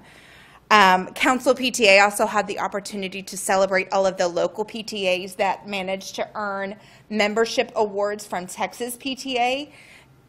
In spite of all the obstacles that this year has thrown at them, we had several schools that just knocked it out of the park and won awards right and left. So congratulations again to all of those award-winning schools and award-winning volunteers. Just congratulations to all. The state of Council PTA is pretty encouraging. We've been able to accomplish quite a bit this year. Just give you a few statistics and some facts about what Council has done this year. We have 14 volunteer members serving on our board from 12 different campuses in CFB. We have held 13 virtual trainings for local PTAs. We've hosted 4 ceremonies and 5 delegate meetings, all with outstanding attendance. We are awarding $5,000 in scholarships to CFB seniors. Our membership in the district is up to 4,746 members, which is quite an accomplishment in a pandemic. We've created a fun, informative video about PTA, which is on our website. We added champion membership packages so that people can join more than one PTA. You can join for your feeder pattern for each high school. You can join to choose to support every PTA in the district. That was a real good helper to a lot of our PTAs this year. And we sent 24 entries to reflections at the state level, and of those 6 were awarded state level awards. So it's been a great year for CFB Council PTA. Thank you to everyone who made this happen. Success does take a village. As we wrap up this school year, PTA business is not quite done.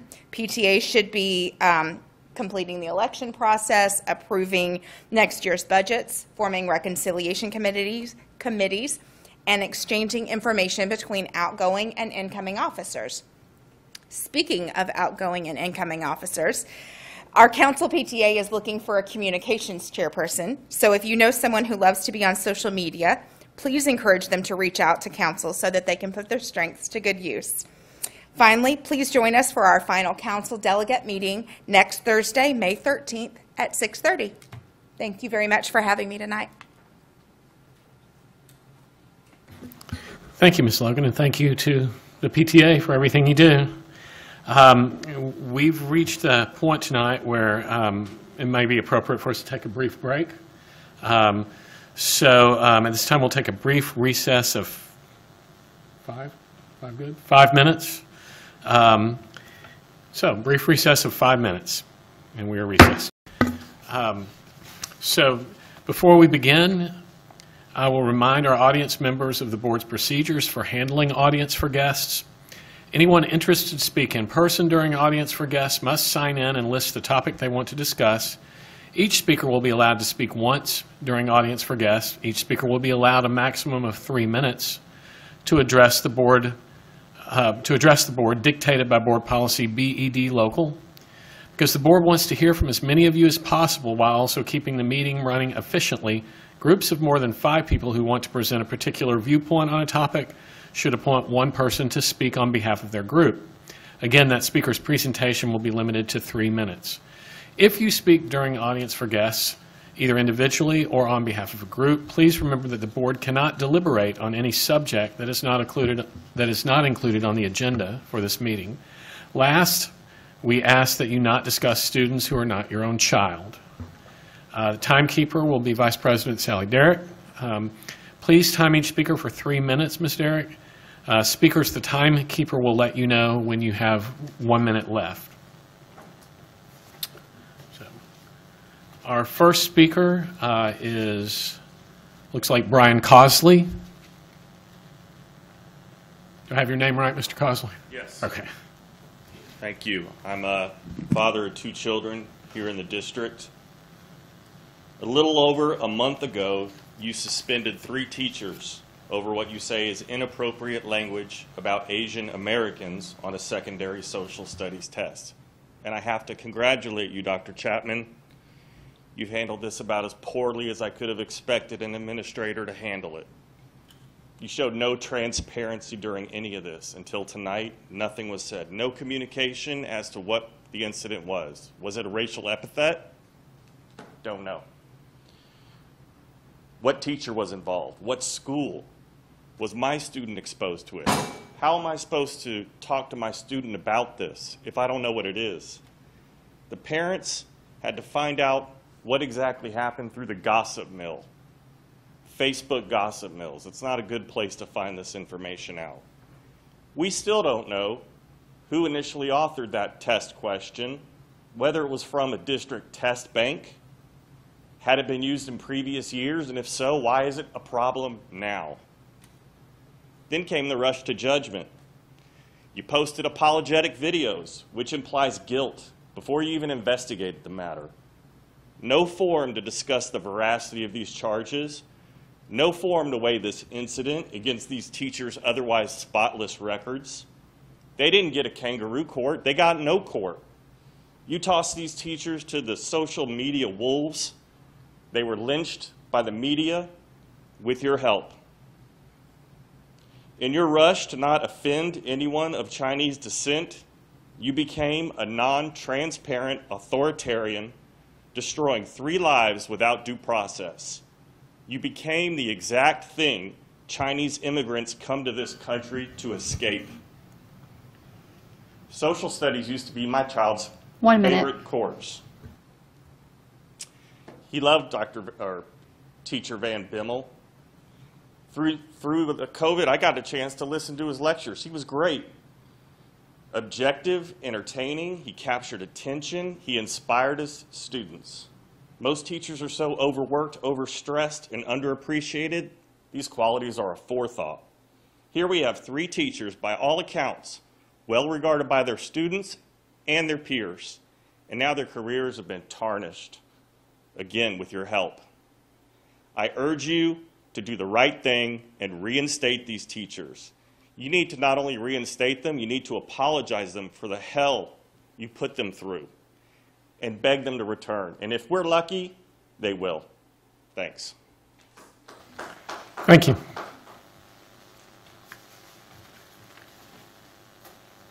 Next up is Drini Chen.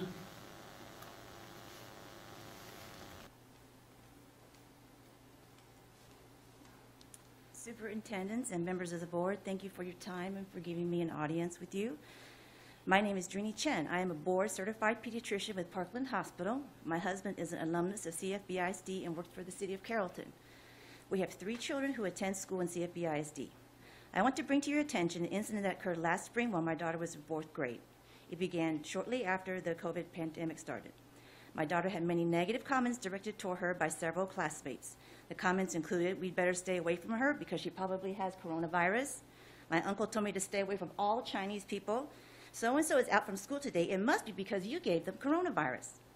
Now, these offensive comments were made by my daughter's classmates who are children. So you can imagine how upset I was to find out that anti-Asian sentiments were expressed recently not by children and not by strangers, but by educators in our own school district in the form of a test question that was offensive, ridiculous, and had no educational value whatsoever. This was wrong on so many different levels. It violates the principles and beliefs of CFBISD, the Texas Educators Code, and the district's policies against discrimination and bullying. It also adds fuel to the fire of anti-Asian sentiment that burns out of control right now. My daughter already faced discrimination a year ago from her peers. What effect do you think reading these test questions will have on students? They could easily say, "I told you so." Even the teacher agrees with us. We're right to hate and abuse Asian people. I wonder if those teacher students have been told that their teachers were wrong and they should not follow in their footsteps. If not, that's what they need to be told. I understand that the issue is still under investigation, but the fact of the matter is that it has been a month now, and my family cannot move on until this matter has been satisfactorily resolved, because my oldest child is supposed to start at Blaylock Middle School next year, and she has to take social studies.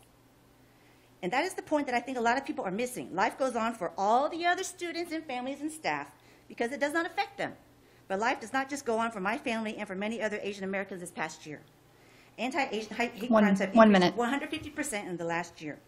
Furthermore, 16% of these crimes have been reported by youth. Studies have shown a positive correlation between anxiety, depression, and other measures of poor mental health because of discrimination. Racism takes a significant toll on children in particular. This is especially alarming considering the fact that rates of depression, anxiety, suicidal ideation, and suicidal attempts have increased among youth during the pandemic. It's also keeping Asian American children out of school. According to the U.S. Education Department's latest school survey, almost 7 in 10 Asian American students K through 12 were still learning online because their parents are afraid that they'll face discrimination. This is very sad, considering the fact that Asian Americans are historically more loyal to public schools than any other racial or ethnic group. The last thing I'm going to say is that 1 in 5 pediatricians in the United States is an Asian American. I am one of those 1 in 5. I have dedicated my entire life to taking care of children of this nation. And the ironic thing is that in all my years of being a pediatrician, I have taken care of children that look like your children, Caucasian children, African American children, Latino children.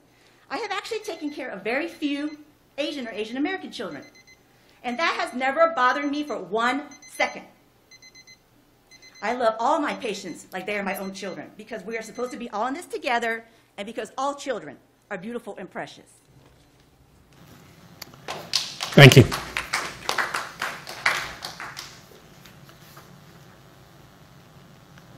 Next up is, I believe, Kwesi Kamau.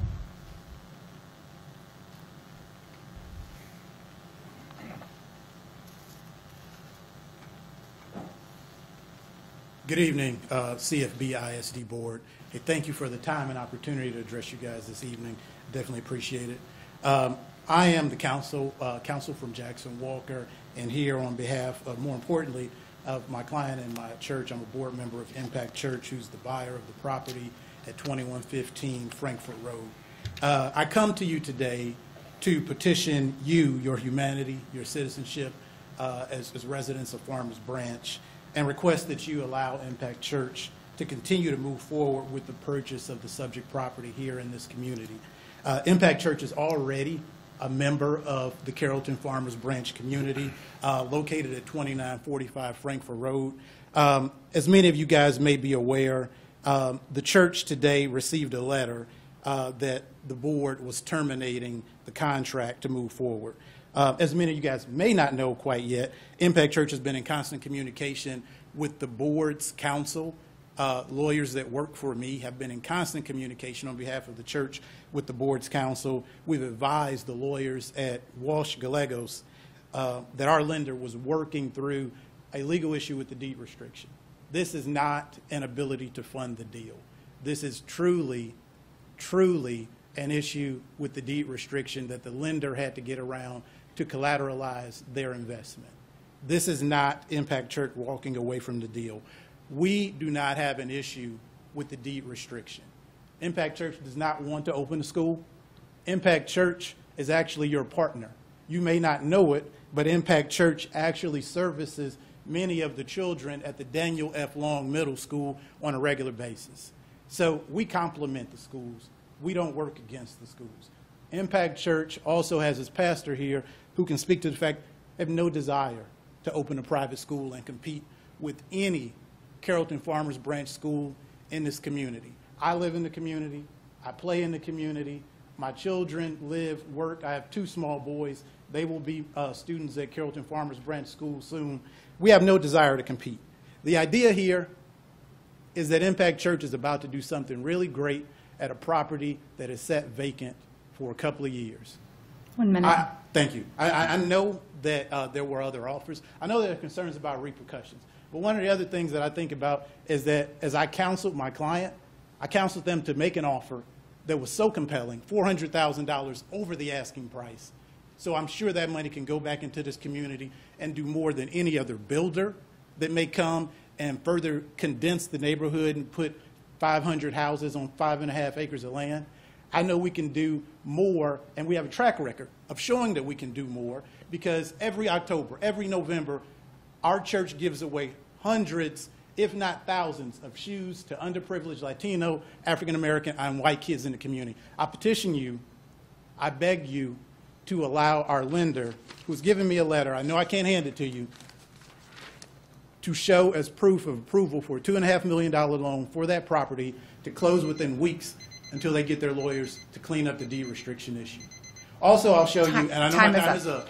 I know my time is up. There's an email from our men's ministry where we work directly with Daniel F. Long, providing shoes, clothes, and toiletries to the children of this neighborhood. We can do more than any other builder can do in putting houses in that area. I petition you to allow this deal to proceed and move forward. Thank you very much. Thank you for the additional time. Thank you. Next up, excuse me, is Nathaniel St. Clair.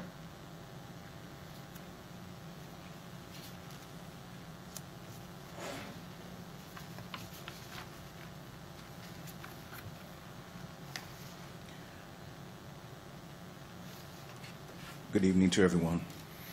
Mr. Chairman and Carrollton-Farmers Branch School Board, my name is Dr. Kwesi Kamau, and I serve as the lead pastor of Impact Church.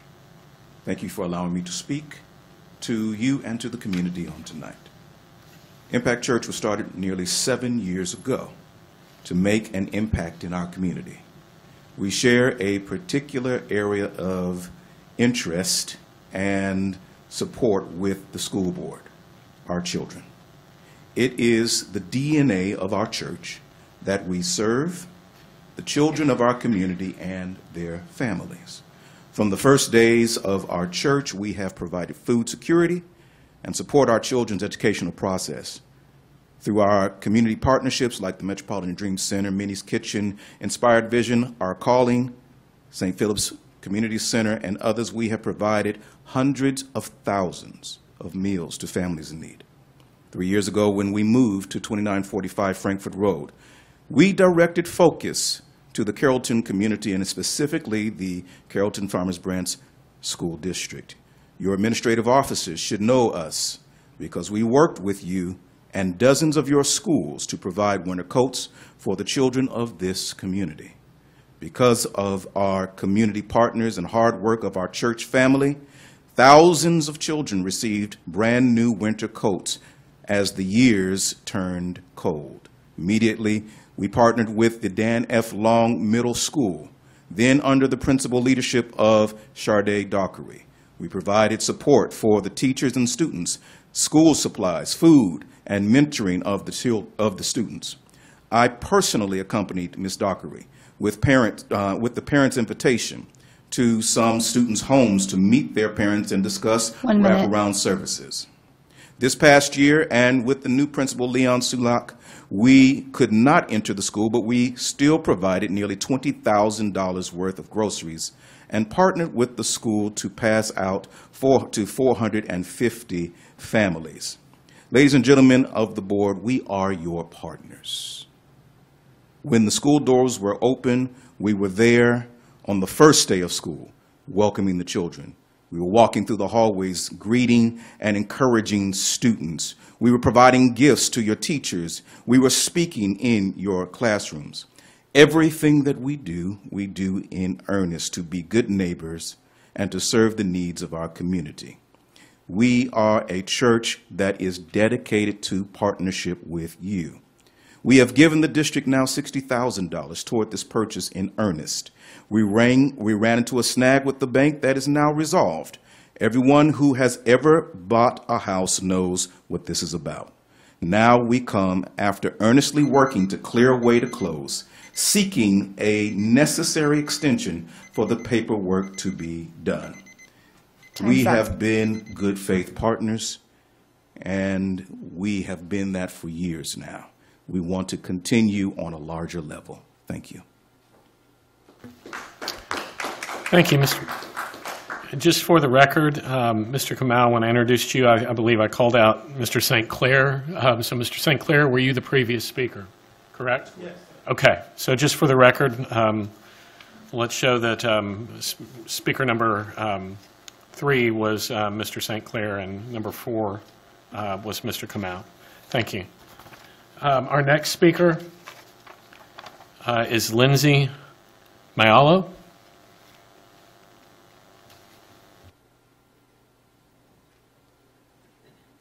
Good evening. My name is Lindsay Mvalo. I have bad handwriting.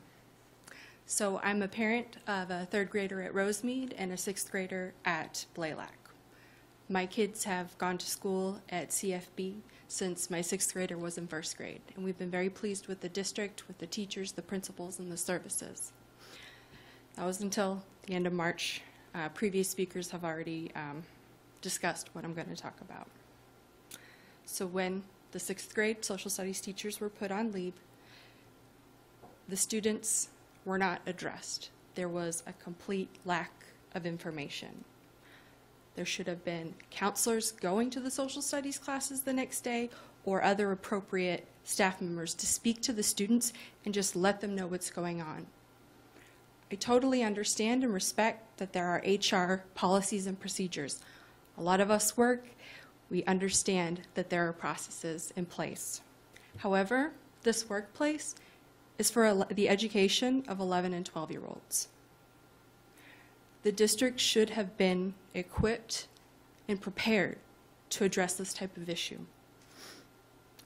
I feel that the response took way too long, and it was inadequate, and it really damaged the credibility of the district. I think that it really failed our kids, because at this point, we're still unsure what's going on.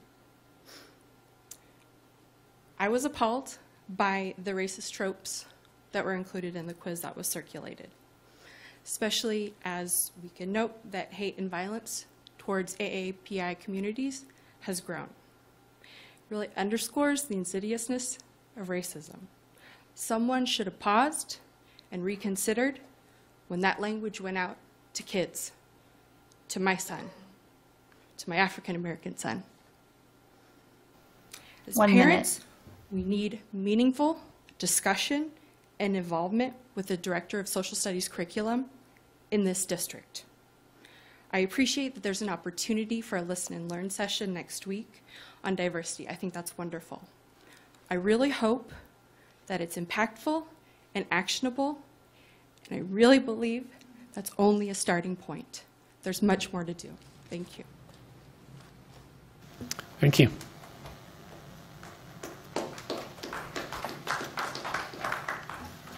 Next speaker is Teresa DePalma.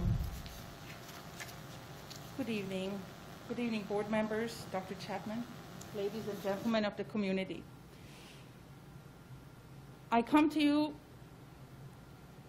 as a CFBISD parent and as a volunteer of a swim team as a director. as I represent both swim teams tonight that both rent, from the natatorium. We have rented from the natatorium for over 7 years. O2 Aquatic Performance and the Select team. Both teams are represented here tonight. We come to you with a plea. The rent went up 6 times as per this new agreement. We started, last time we paid $5 per hour per lane. This new agreement is asking us to pay $30 per hour per lane. Together, both teams serve 150 kids of the community. Mr. Sell is a former CFBISD student. I'm a former teacher at CFBISD. I'm also a parent to CFBISD students. We want to help this community. We want to give the students that can barely afford to swim the opportunity to swim. Rent shouldn't go up, it should go down, as we want to help and contribute. And as many of the members of the community said, we are your partners. We want to help. I'm an educator. I'm a mother of swimmers, but I also take care of other children of the community. We have a very diverse swimming group. Please allow us to serve the students, the members of the community, by lowering the rent back to what it was or even 1 minute. more. Thank you so much. Thank you. Our final speaker this evening and audience for guests is Scott Stevenson. Good evening. Would like to endorse Ryan Cosley's comments about the overreaction for this. The 3 teachers that have been suspended at Blaylock. I currently have 2 children in the school district. My simple statement is, please educate me exactly what is racist about this question. I don't see, okay, I'm a white guy. I'm sorry, I don't see through the eyes of an Asian person. So educate me, okay? The first line states which one of these Chinese norms is true. Is that racist? Doesn't sound like to me. Okay, the answer, I believe, to the question, okay, it is normal in parts of China to eat cats and dogs. Yes, that is true. 10 million cats and dogs are eaten in China. Now, I say that because I sent all of you guys this email. Okay, none of you guys replied, especially you, Superintendent. Excuse me, I'm over here. Would you mind looking at me? Okay, I tell my son it's very respectful to look at the person that's talking to you. Okay? We have sent this out to you. You didn't reply. Okay, I've given you a link that shows you exactly where this information is at. Okay, so 10 million dogs and cats are consumed. It's just meat to them.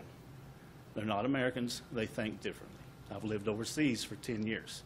People eat different things. Because you point that out doesn't mean you're racist, okay? The B, which I don't believe is the false, because it says it is normal in parts of China to give children 50 lashes by a cane if they steal a piece of candy. Okay, that would be false. It's pretty easy. But in the Asian community, and you can ask our military prisoners of war about caning. 1 minute. Okay, it didn't matter where they were at, Vietnam, Korea, okay, they were caned. China had a statute, laws, on how to properly cane somebody. Okay, does that happen anymore? Unfortunately, it still does. Not 50 times. There was just a college kid a few years ago who was caned. Okay, so it is a false question, but it can be valid in some cases. Okay, and then the first one, is it normal in China to cut off someone's lips, okay, if they burp in a restaurant? Anybody with common sense could say, no, that's not. But, you know, show me where the racist comment is in that, okay? Is it stereotyping? Is it worth somebody losing their career over because you guys think it's wrong? And again, Superintendent, I'm standing over here. I would appreciate it you look at me. Okay? I serve this country. I'm retired Navy. Okay? To have you sit there and ignore me. Time's up. Thank you. Thank you.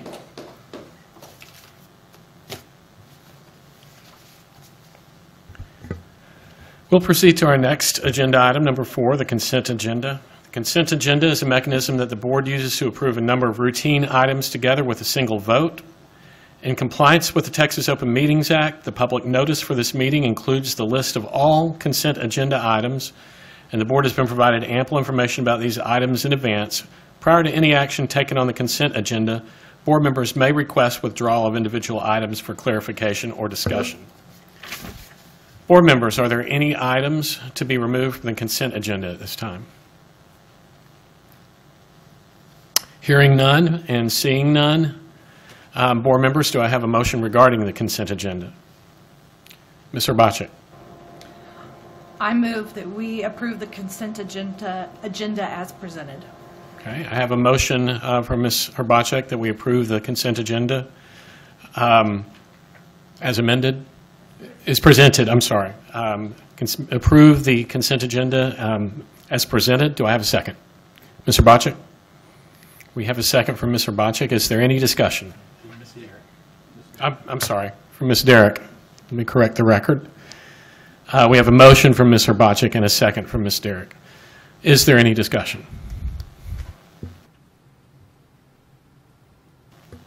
All right. All those in favor, raise your hand.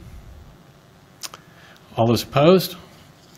With a vote of 5 in favor and 0 opposed, the motion carries.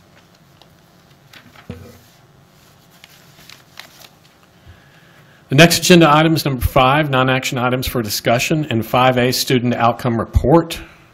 I believe this is Ms. Smith.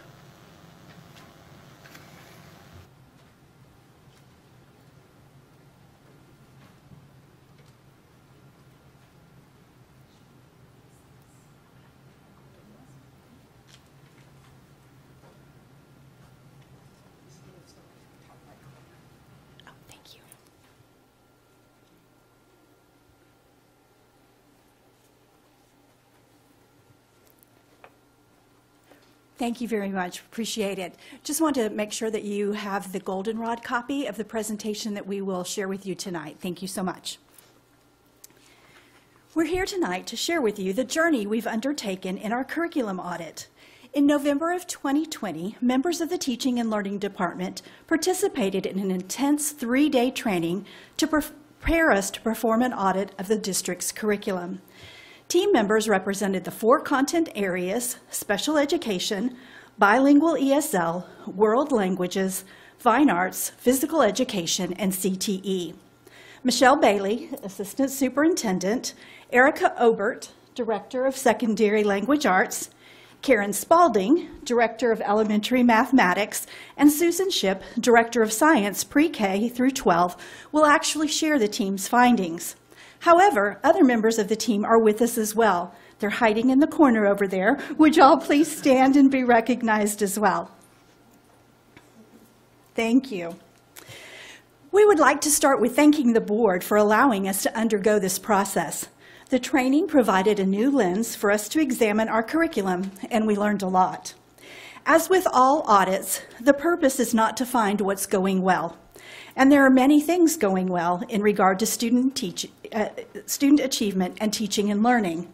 However, in the spirit of reporting the audit findings, we're not going to share the strengths tonight. Instead, we're here to share the findings and recommendations delineated through the audit. One of education's foremost educational researchers, Dr. Robert Marzano, states that a guaranteed and viable curriculum is the single most important initiative a school or district can engage in to raise student achievement. It's important to note the 2 key words in this statement. The fact that curriculum is guaranteed assures us that specific content is taught in specific courses and at specific grade levels, regardless of the teacher to whom a student is assigned. The fact that it is viable indicates that there is enough instructional time available to actually teach the content identified as important. The state provides the districts with the what to teach, the Texas Essential Knowledge and Skills. The how and when is determined by each district and each content area. These standards are prioritized, sequenced, and organized by the content directors and their staffs in a research-based framework called Understanding by Design, or as we call it, UBD. The scope of CFB's curriculum audit centered on curriculum and instruction and any aspect of operations of a school system that enhanced or hindered its design and or delivery. The audit was an intensive, focused look at how well a school system has been able to set valid directions to assure student achievement, concentrate its resources to accomplish those directions, and improve its performance over time. As we began the audit, we looked at the 3 curriculum components shown on the screen, that which is written, taught, and assessed. The written curriculum is comprised of the Understanding by Design, or UBD units, along with the texts, resources, assessments, and strategies that accompany them. The taught curriculum refers to what teachers actually present in the classroom, and the assessed curriculum is comprised of the standards and skills that are actually tested. Without focused alignment, the 3 curriculums can actually be disparate. What is written isn't taught, what's taught is not assessed, etc. When this occurs, achievement suffers and students have no chance of being successful on an assessment if the content has never been taught. However, when curriculum is guaranteed and viable, as Dr. Marzano stressed earlier, the 3 parts of the curriculum are more closely aligned. The goal is for the written curriculum to tightly align with what is actually taught in the classrooms and what will actually be tested on district, state, and national assessments. While the taught curriculum is comprised mostly of what our directors include in the UBD units, there must also be flexibility for teachers to meet the needs of their individual students, going outside of the lines when something notable happens in the world or they find that students don't have the background to move forward. In addition, as there is a finite time in the school year, teachers are not always able to teach all aspects of the written curriculum. As a result, it's critical that our staff understands which standards are essential and cannot be omitted or shortchanged. It's also critical for teachers to instruct students on those standards that will be assessed. However, there's no way to anticipate every scenario that may be tested. The closer the alignment between these 3 components, the greater the chance for increased student achievement. As a result, content directors must have a laser-like focus, identifying what is essential and significant beyond state standards that students need in order to succeed. Then they must connect the learning in order to reinforce complex learning, leading to mastery within and across grade levels in schools. Finally, we must monitor for equity, ensuring that every student has access to the curriculum, which is their right. In the next part of our presentation, we'll walk you through each of the 4 standards with the following format. For each standard, we'll share the common indicators that are addressed, the evidence that was used to determine if those indicators are present, the findings made based on the evidence, and finally, the recommendations that are already guiding our work. These 4 standards helped us to answer the questions shown here. In regard to the design of our written curriculum, we were able to first see if all components identified in the audit are there, and to look at the quality of each of the courses and content area units of study. In regard to the delivery of the content, in other words, the taught curriculum, our team looked at the extent to which our content is used, and based on assessment data, does it make a difference? Once again, we want to emphasize that audits do not provide an overall judgment of the program or provide accolades and strengths. Audits simply report the discrepancies and formulate recommendations to ameliorate them. In the next part of the, I think I'm reading the same thing twice. I apologize, forgive me. With that, I'll turn it over to Michelle Bailey. And you know what? We're going to laugh because we all need that exercise, right? You know, I said I'm going to laugh through this whole thing today because I need that exercise that Nurse Leek was telling us about. So for Standard 1, governance and leadership. For control, a school system is able to demonstrate control when all resources, programs, and roles of personnel are clearly defined. No, I'm just kidding. No, I'll keep on. Some common indicators of control include a curriculum policy framework, a defined vision for lesson delivery and student engagement, and structures for system accountability and quality control. For evidence, we reviewed the documents listed on the screen as well as others to determine if we have a comprehensive blueprint for curriculum management in CFB. The Essentials book that you see here has been our curriculum guide for several years. All new teachers receive this guide when they come to new teacher orientation. It includes many of the components that make up a comprehensive curriculum management plan, like our philosophy of teaching and learning. It also includes a framework for teaching and learning, which the UBD, which Tracy spoke of. And it includes strategies for effective teaching and learning.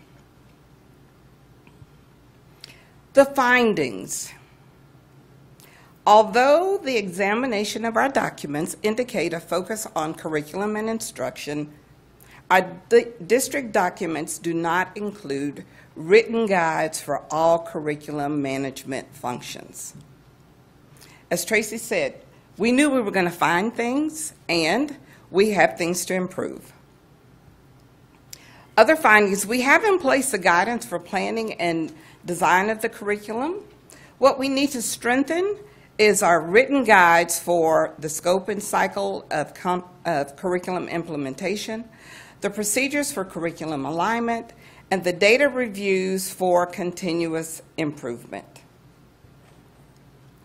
So the recommendation is, of course, to develop a comprehensive curriculum management plan to direct not only the design and delivery of the curriculum, but also include written procedures for monitoring and evaluating the curriculum. And last month, Dr. West shared a draft of our new teaching and learning curriculum management plan that we are developing as we move through the school year. Thank you. Not sure if I'm supposed to laugh as I come up here or not. Standard 2, Curriculum and Learning. Standard 2 focuses on how a school system establishes clear and valid objectives for students and addresses the guiding questions regarding the design. Is it there and is it meaningful? With this in mind, we looked at the tools the district uses to give direction and meaning to the state standards, state standards within our written curriculum. In CFB, this is housed in Canvas within our Understanding by Design units. These units not only need to establish clear and valid objectives for students, they also need to be responsive to national, state, and district expectations within a framework that has been developed for systemic curricular changes and updates. In studying this standard, our team looked at the scope of the written coverage of the curriculum, which is the percentage of courses taught for which there's a corresponding curriculum document, and for the sequence in which these learnings are to be taught across the grade levels. The evidence we looked at, as Michelle referenced earlier, was the Essentials book, the curriculum documents in Canvas, and analyzed them using the audit documents from the national firm. We also surveyed all teachers regarding curriculum instruction and assessment. While 72% of the teachers who responded find the curriculum documents user-friendly and useful in planning, studying this standard led to findings that can improve our written curriculum and instructional focus, especially in regards to differentiation for all students.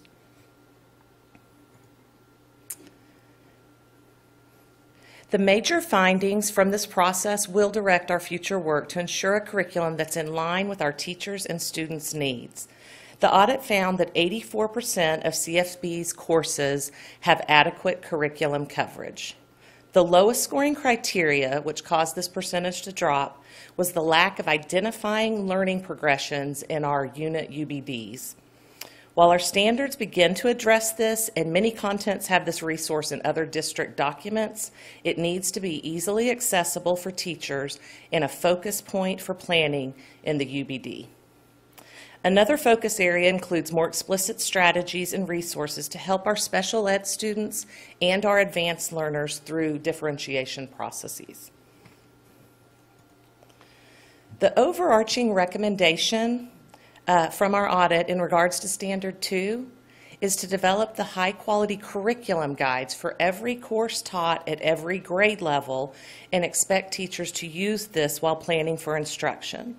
These guides need specific strategies to strengthen our resources for special populations. To do this effectively, we have determined areas to focus on through the Curriculum Audit Action Plan for each content area. This work has begun with curriculum directors and their teams and will continue to be worked on with teacher cadres this summer.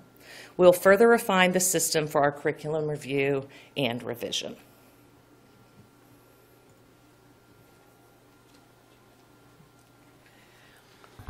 Standard 3 of the curriculum audit focuses on evaluating our curriculum and delivery of instruction for consistency and equity.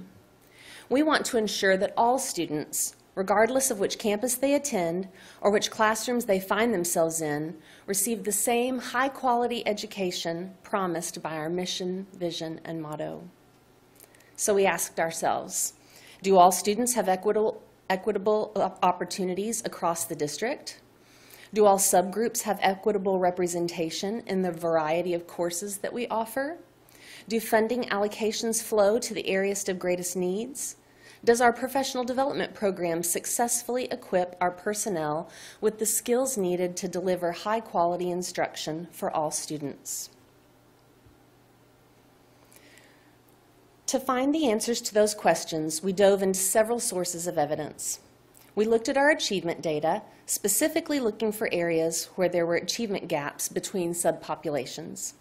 We also looked at the identification data for our special programs. Equitable participation in these programs would reflect proportional percentages to our overall population. Through the audit process, we found that the systems we currently have in place to monitor equity and ensure equal access to all students could be more robust. Evidence indicated the disproportionate representation of certain subgroups in special programs such as special education and advanced academics.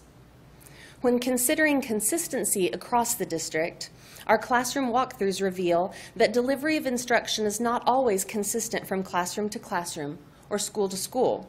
While we don't want cookie-cutter classrooms, we do want to provide that guaranteed and viable curriculum that's been spoken of several times this evening.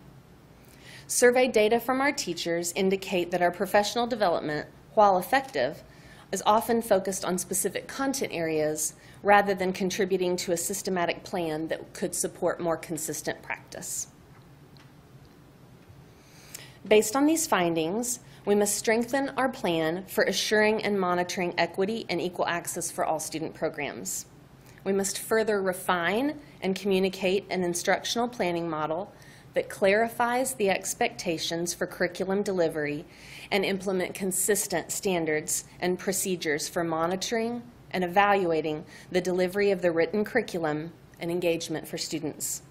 And finally, we must design and implement a coordinated, system-wide professional development program that is differentiated based on needs, focused on high levels of student achievement, and aligned with all district initiatives.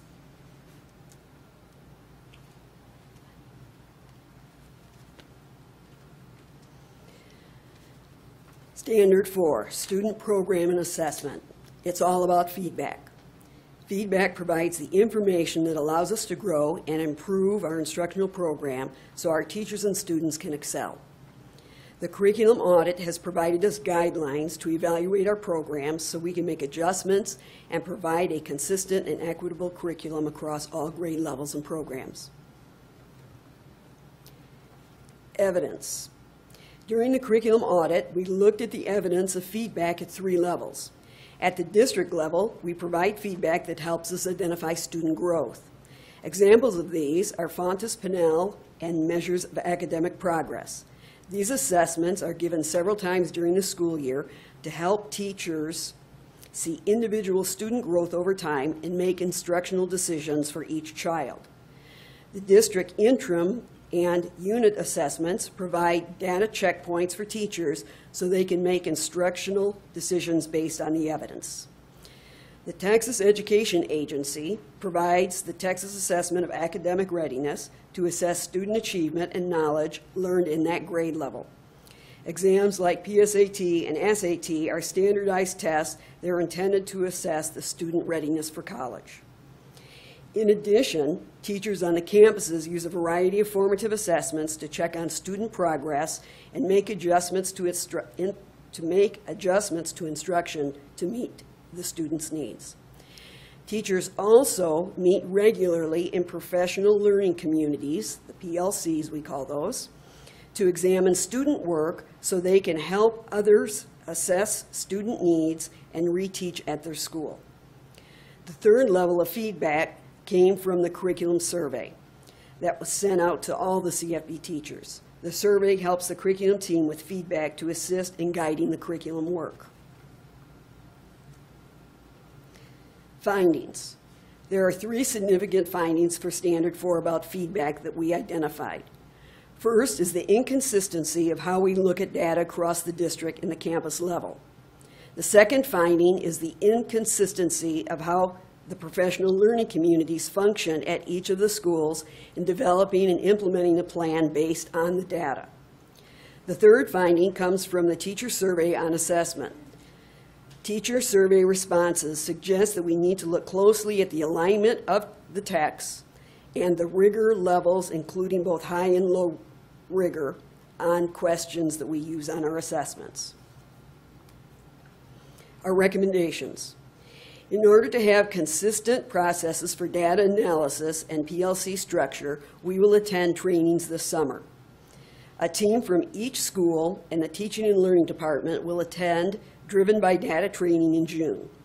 In addition, we will also attend professional learning community training by Solution Tree in July.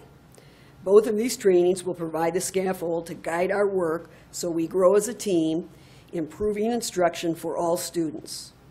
The third recommendation is to tighten the alignment and rigor of district-created assessment questions to the state standards. In order to help with this goal, the Department of Assessment and Accountability is searching for a test bank that aligns with the text and will work in Eduphoria, the assessment management tool that we use. We are grateful to have had this opportunity to share the curriculum audit findings with you this evening. We strive to focus, connect, and ensure equity.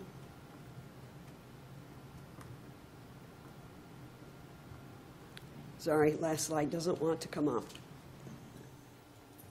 There. We strive to focus, connect, and ensure equity for our instructional programs for all students and stakeholders. Thank you for your time and attention. We'll be glad to take any questions at this time. Questions from board members? Ms. Derrick.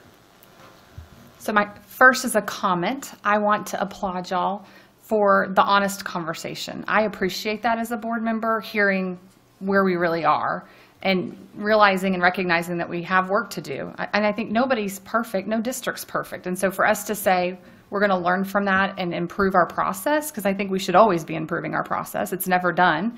I do have a couple of questions. I don't know. You want me to give you the question, then y'all can decide who answers? So the things that you took away that you learned from this experience and the changes that are expected, are we going to be able to have those implemented by next school year, do we imagine? Some of them yes, some of them no. When you go as deep as this curriculum audit asks you to go, these aren't always quick fixes, and so we have to prioritize.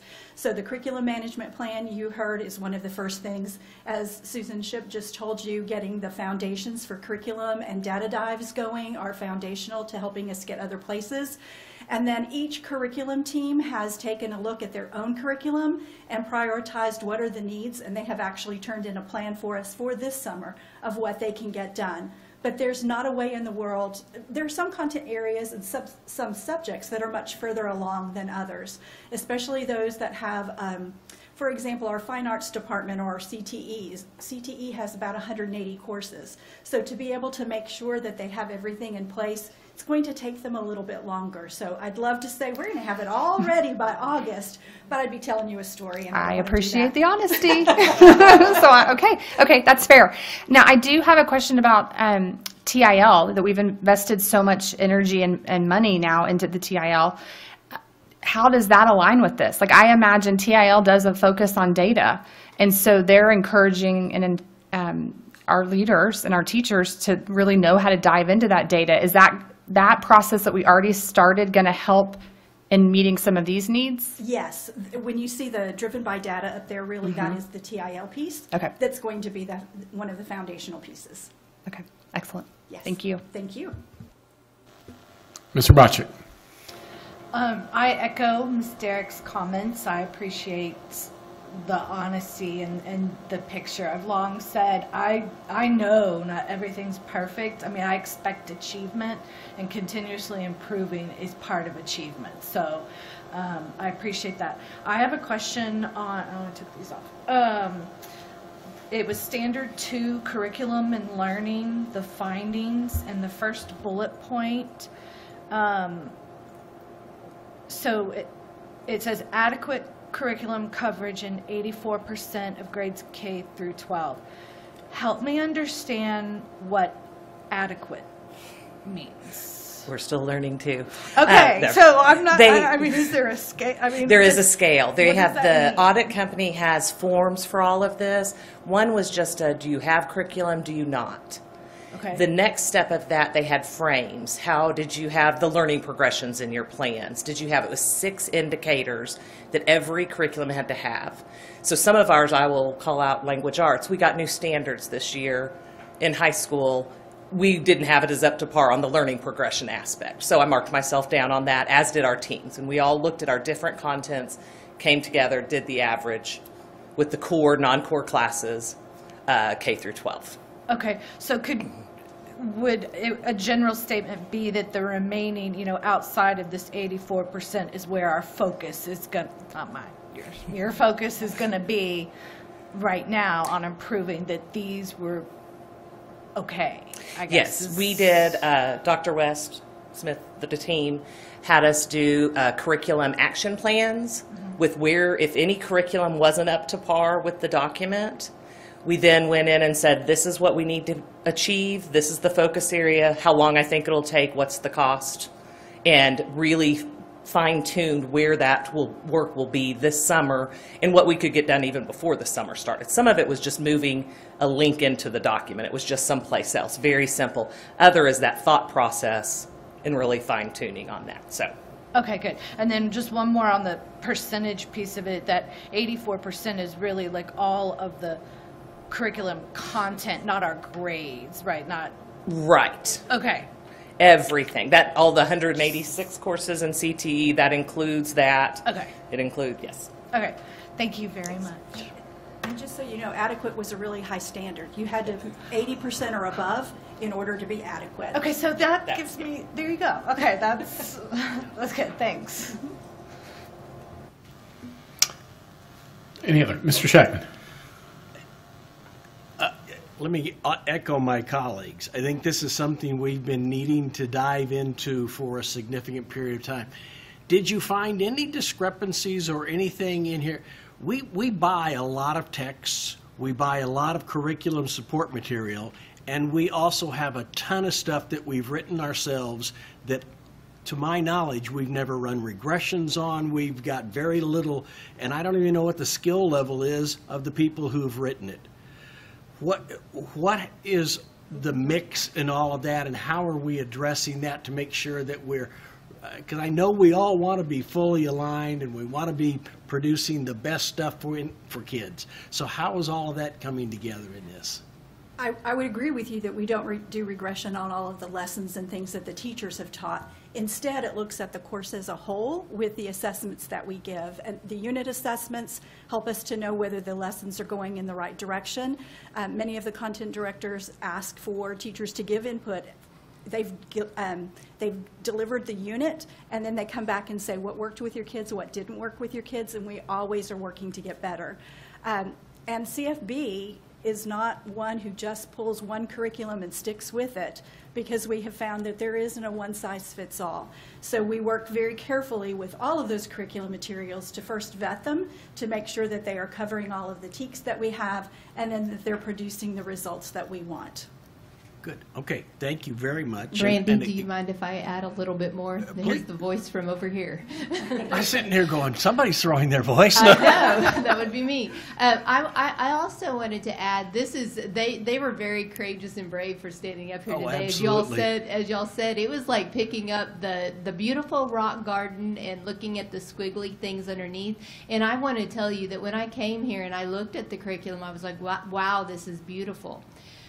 In answer to what you just said, though, last month when I talked about that tie between the written, taught, and tested, that's where we're going to get bang for the buck, and that's where you're going to start getting that data that's going to show, because all the conversations that we're going to have and all the work that we're doing, that is also not just in the teaching and learning team of folks that are sitting here, but through the leadership of the chiefs and our principals, when all of us are on the same page and we're all looking at what's written, what's taught, what's tested, and how do we adjust, and what are we doing about what individual kids know or don't know, that's where you get the big difference. Because we can all analyze our curriculum, we can write stuff down, we can look at a lot of stuff, but until our students achieve, we've really done nothing. Right.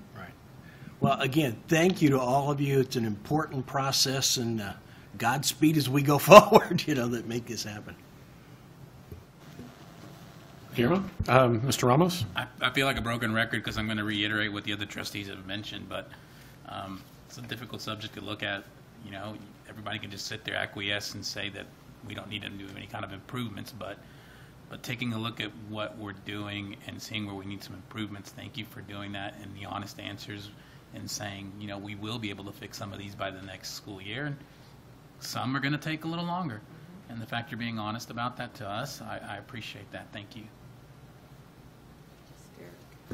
Ms. Derrick. Just one last question. Just for the board's knowledge, how often should a district be completing an audit like this? And anyone can answer that, I guess. I don't know, but when I was talking with the company setting all of this up, they said 10 years, would be about average, but sometimes it takes you about that long just to get where you are. Plus, one of the things that we are hoping that this will do is give us a systemic process to use in an ongoing manner so that we don't have to wait. It will be nice to have one at some point in time, but that ongoing looking at everything and continuous dialogue about getting better has served our team well already. Okay, thank you. Any other questions, comments from anyone? I'll repeat what the other trustees have said. This is really important work, and it's important to be reflective and to be able to be honest about what you're seeing, and to always be about growth and continuing to learn, and that's what we want. And so I'll speak for myself, I'll look forward to hearing updates in the coming school year about how the work is going, and how the Bamberg training and the PLC work over the summer goes. And so thank you for getting in there and doing it. It's messy work, I know, but thank you for doing it. All right. Our next non-action item for discussion is 5B, budget update, and this is Mr. Bassett.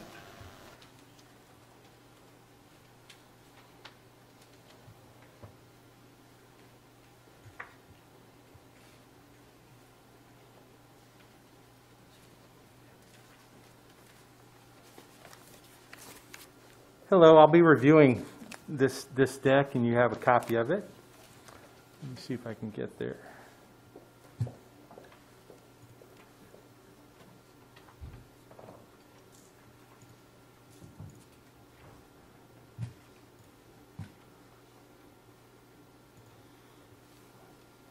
Sorry, it took me a minute to get over here. It's like an obstacle course. Okay. So apologize for the late hour. I will try to get through this, and I'll be here for any questions. So we're going to start off with a discussion about the ESSER plan.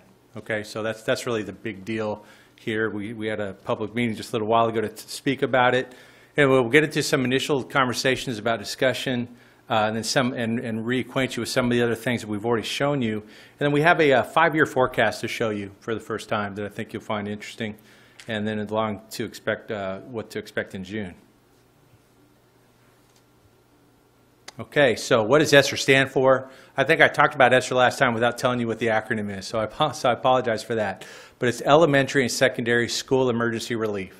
Okay, so there's an ESSER component of 3 separate bills that have been passed by Congress. All right, and so the last one, the 1.9 trillion, the big one, that's going to be where we're going to spend most of our time this evening. Okay, so I mentioned that last one. So that last one has a overall allocation amount to the district of as much as $38.2 million. This is the $122 billion amount that was allocated across the country, and then our share of that, after going through the state, what the state can hold or whatever else is $38.2 million. The ESSER 1 we had, and that was in 1920. It was basically a supplanting by the state, needed to help balance their budget. We recognize that as federal revenue. Didn't really impact us much. ESSER 2, we still don't know what's going to happen with that. The state is still looking at their options and how much they may supplant. It'll also be interesting to see how much they do that, because the comptroller recently increased the overall budget available by over $3 billion to the state. So it's just going to be interesting to see how things go. So our total allocation is 38.2. Now what they did is that they split it into 1/3 and 2/3. So the 2/3 section, which is phase 1, $25.5 million, they have allocated that to us now. We know that it's available. There's an application process that we're going to go through. There's other requirements that we have to go through, but we know and we're planning on that, for sure. Okay, we're confident that the other 12.7 will come our way. We don't know for sure. There's a chance that it doesn't, but we're confident that it'll come our way. But because of what we're trying to do is close the gaps for learning, and because we have good financial standing, we're pushing forward with the plan that we have, confident that we're going to receive some element of funding either for phase 2 of the ESSER 3 or some section of the ESSER 2. Okay. So anyway, now you'll see as I go along. All right. So the use of funds, the credit, the amount that's credited to all school districts goes based on title allocations, and so that's how we get our funding. They say you can spend 80% on various things, PPE, sanitation. There's a long list of things you can spend that money on, but 20% must be spent on learning loss. We're pretty much putting all of our money into learning loss. Okay, and you'll see that as we go through. So that's why we highlighted that. It can include staffing, and there's no way to spend this much money without including staffing. Okay, I mean, I guess there is. We could supplant it with some other stuff, but it wouldn't impact learning loss. And so anyway, that's what we're working on doing. Require stakeholder engagement, and I'll show you the engagement that we've gotten from our staff and our principals and administrators and such here in a second. And we also held a public meeting tonight. So what did we do for our internal to get our internal input? We surveyed the principals and the department heads. And we didn't know what we'd get back from them, but lo and behold, we got $70 million worth of ideas, okay, which was great. I mean, I didn't know what we would get, and so it was great that they really took the time to do that. Now then, because that amount was way more than we knew we were going to get at the time, we said, hey, we need you to prioritize your requests, Okay, prioritize it. We need you to think about available classroom space. How's it tied in, to the instructional model and your campus improvement plans? And so they took the time to do that. We're very thankful that all the principals in the department had spent that time. And we didn't give them a lot of time to do it because it was a short time frame, because we were working on trying to put together the plan, because we're competing with all of the other districts out there for good staff. And so luckily I think we're ahead of the curve, but we want to stay there. Then after we got that information, we had a collaboration meeting with all the chiefs, teaching and learning, finance, and HR to put together our draft plan, which I'm going to go through. Okay, so elementary schools, and I asked the group this, was it their consensus that more of the lion's share needed to go to elementary school? And that was the consensus of the educators that were there in the group. And so that's what this reflects. So for each of the campuses, also it's important to note that we're not treating all the campuses the same, because it really is based on the economically disadvantaged percentages that are in each campus, and that's actually one of the things that the feds are looking for in the compliance side of the ESSER spending. And so we're going to be planning on having 6 bonus teachers at each of our campuses that are most economically disadvantaged, and then 4 for the ones between 70 and 80%, and then we have 2 each for the ones between 50 and 69, and then for the other campuses, they're going to be getting 1 bonus teacher. Total of 92 teachers. What is a bonus teacher? They're not going to have duty periods. They may not even, I don't think they're going to have their own classroom. This isn't about reducing class size. This is about focusing on the kids that need help, that we know that have gaps, that need pullouts and special instruction. Okay, and so that's the plan there. So you can see what we listed there for how each campus is going to use those bonus teachers. And so as we go through the year, we'll constantly assess how things are going. We're going to show you the plan on if we keep it this way for all 3 years, what that spending will be. We may have some movement of the bonus teachers between campuses depending on how things are going. We don't know for sure. There's a lot of flexibility in this, but this is but we're having to put a plan out here for starters. So this is what we're proposing right now on the elementary side. And so if you want to see the numbers themselves, and you have these handouts, so you can see the campuses and the number of FTEs allocated, and then the percent of economically disadvantaged. So it's 92 teachers total. Okay, secondary. What we want to do is we want to allocate 2 bonus teachers to each middle school campus, focusing on 6th grade and 8th grade. Those are the STAR and transition focus years. And then on the high school side, we're focusing really on the comprehensive schools, end of course, and the transition focus for math, which is Algebra 1, English 1, and English 2. Okay, that's where we're thinking that we're going to have some of the bigger gaps on that side. Total allocation that we're looking at is 39 teachers, for all of secondary, and same deal with the bonus teachers. No duty periods. Also, in secondary, they're not going to be coaching. These are folks that are going to be spending time only with kids, and so it's pretty much the same. Outline the same plan. And then you can see there. So Blaylock and all the way through, all 6 of the middle schools getting 4. The comprehensive high school is getting 3, and then Grimes and Salazar will share 3 teachers as well, for a total of 39. Okay, so we're talking about a lot of teachers. Okay, and so the issue that all the school districts are looking at when they're thinking about staffing, it's like, okay, well, what are we setting up for ourselves for in the future if we hire over 100 teachers? What happens when we don't have that funding anymore? Well, we've looked at that, and so I'm going to show you some information on what we have for attrition. So we have on the secondary side, we're going to be focusing on the math and English. And you can see the average attrition that we've had for the past 5 years. And we're confident that we're going to easily be able to absorb the teachers. We'll just have less hiring when that time runs out. We almost always have enough attrition. And that's especially true if you look at it in total on the elementary side. There's 92 elementary teachers. On our average year, we lose 140 teachers on an average year, and so we'll only be hiring about 50 teachers that year whenever the funding runs out.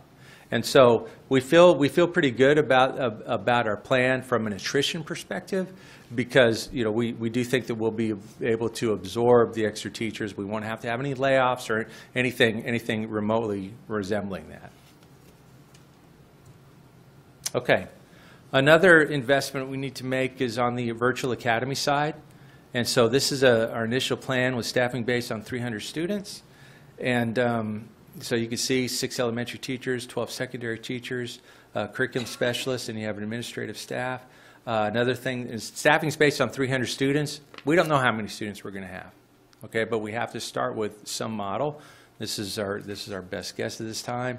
And then we will have some one-time costs for software, ebooks, equipment, and the like, professional development. But the annual ongoing cost for the staffing, you can see there, is just under $1.8 million. Summer school expansion we spoke about just a little while ago. Our historical spending in summer school is $900,000. We're going to be spending an additional $1.7 million, for all the campuses being open, everything, discussed in that last briefing. So only the incremental amount is what we're putting toward ESSER. Okay, there was a lot of requests that were sent to us for help with addressing the mental health aspects of the pandemic with the students. And you'll notice that I haven't said anything about that yet, and that's not really in our plan, but I wanted to explain why it's not. We're trying to focus on the teachers and the teachers in the classroom, in the pullouts. I'm showing this slide because what this slide shows is that how does our students per FTE compare to the other districts around us. And so on the higher side, you have more students per FTE. On the lower side, where we are, you have fewer students per FTE. So we're more, from a finance perspective, we are more richly staffed in that area when it comes to counselors, positive behavior facilitators, behavior resource specialists, okay? Now, we're still taking seriously the needs, though, because we're going to assess with all of these employees how are we going to look at, addressing all of the behavior issues that have come up because of this, all of the deficiencies that are out there. And so I'd love to be able to put more funding into this. The other issue is that if you add a lot on the counseling side, we don't have nearly the same kind of attrition, okay? And so if we just don't have hardly any turnover in that area. And so if we added a lot of staff, that could cause a problem down the road. If we do spend some additional funding in this, we'll probably do it on a contract basis, okay? But that's still to be determined. Okay, so here's the plan. You see the teachers there. You see amounts for each year. Secondary, the virtual academy. Spending in the current year, 2021, is allowed, okay, after the plan is finalized or whatever. So that's why we are showing the summer school investments. And so you can see what we have planned there. We have the on-ramps program as well, which is something that's helping the high school students. And so that's applicable.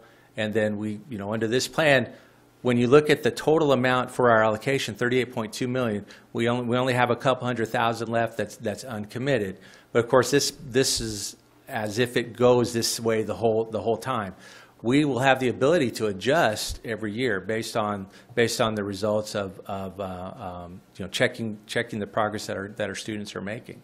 But this is the plan that we have. It's important to note that if we don't get that other third, and if we don't get anything of ESSER 2, if we pursue this plan, we will need to kick in additional funds from the general fund side. But why do you have a fund balance if you can't spend it on the most important things with regard to addressing significant learning losses caused by a pandemic? And so we know that other districts are looking really hard at this, and we're obviously competing for talented staff with these. But we are confident that we are going to get a significant amount of federal funding, and you'll be among the first to know when we get those additional details. Okay, so I'm shifting gears from ESSER. let's go ahead and take some questions on that before we get into the compensation or whatever else. So anyway, or else I'll be, moving up 20 slides. So, Mr. Bratchett? So I like the comments in the survey and gathering information. I mean, it's kind of like we would, if I had $1 million, what would you do? So getting the answers.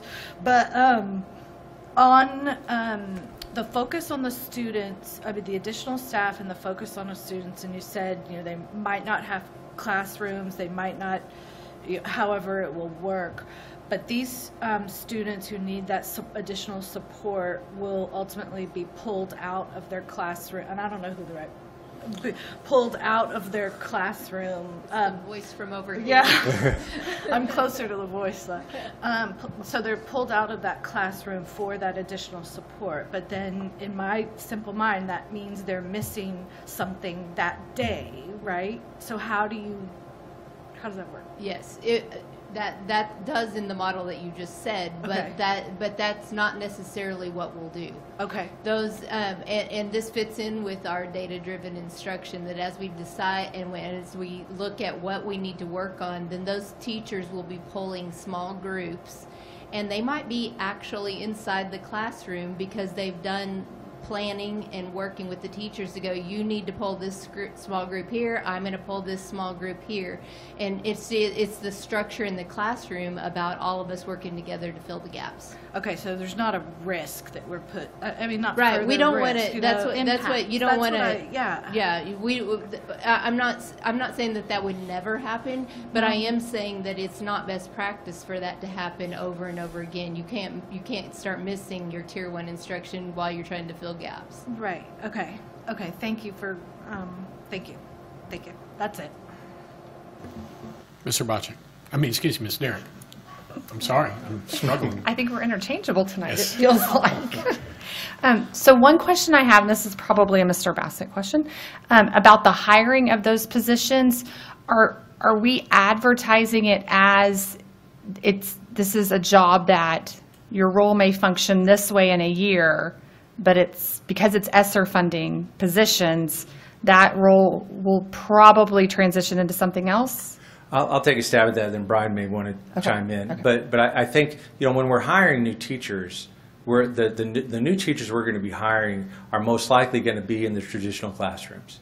The other teachers that we have, the experienced ones that are with CFB already, they're the ones that will probably be doing that specialized work because of the talent that they have. But at least that's my perception. I don't. I'm happy to hear that, because that was actually my next question was, what if we have some of our talented, really good at getting in there with these kids, people in our buildings already? Why don't we have them do that work? So we're considering that. Yes, we are considering that. We want to give the principals the freedom and the flexibility to assess their staff and fill those needs, to be able to give the greatest support to those students who need the most support. So we can't come in with a cookie-cutter approach. Right. So like I said, we're empowering the principals to help make those decisions. Okay, so it's very possible that some of our classroom teachers could be these specialized people. That is correct. Okay. Do you have any comments about the job postings? Like, is it going to be a known thing that people are working under ESSER funds, and you can't do that forever, unfortunately? Yes, they will know ahead of time as far as the role they're going into and the possibility of transitioning into another role based upon funding. Okay, perfect. But we want to make sure they understand that there's no worry about them losing their job later just because there may be an ESSER teacher at that time. Okay, we definitely have the attrition to be able to absorb the staff. Mr. Shackman. Mr. Bassett, kudos to all of your staff that's helped do the projections here for us. I think the money is targeted in the right place. And maybe, Mr. Mersch, this may also be kind of a question there, because I like the spending projections that you're showing. My only concern is, can we hire that many teachers? Because with attrition and all that, every time I turn around, I hear another teacher's retiring this year. I'm out at campus, and sounds like we've got a larger turnover in place because of COVID, whatever. And are we going to be able to meet this on the staffing side to match your good stuff on the money side? We we're working very hard on it. And these numbers actually do show a 95% fill rate, okay, not 100%, because we know there are going to be some vacancies. We'd like to think there won't be, but we're trying to be realistic.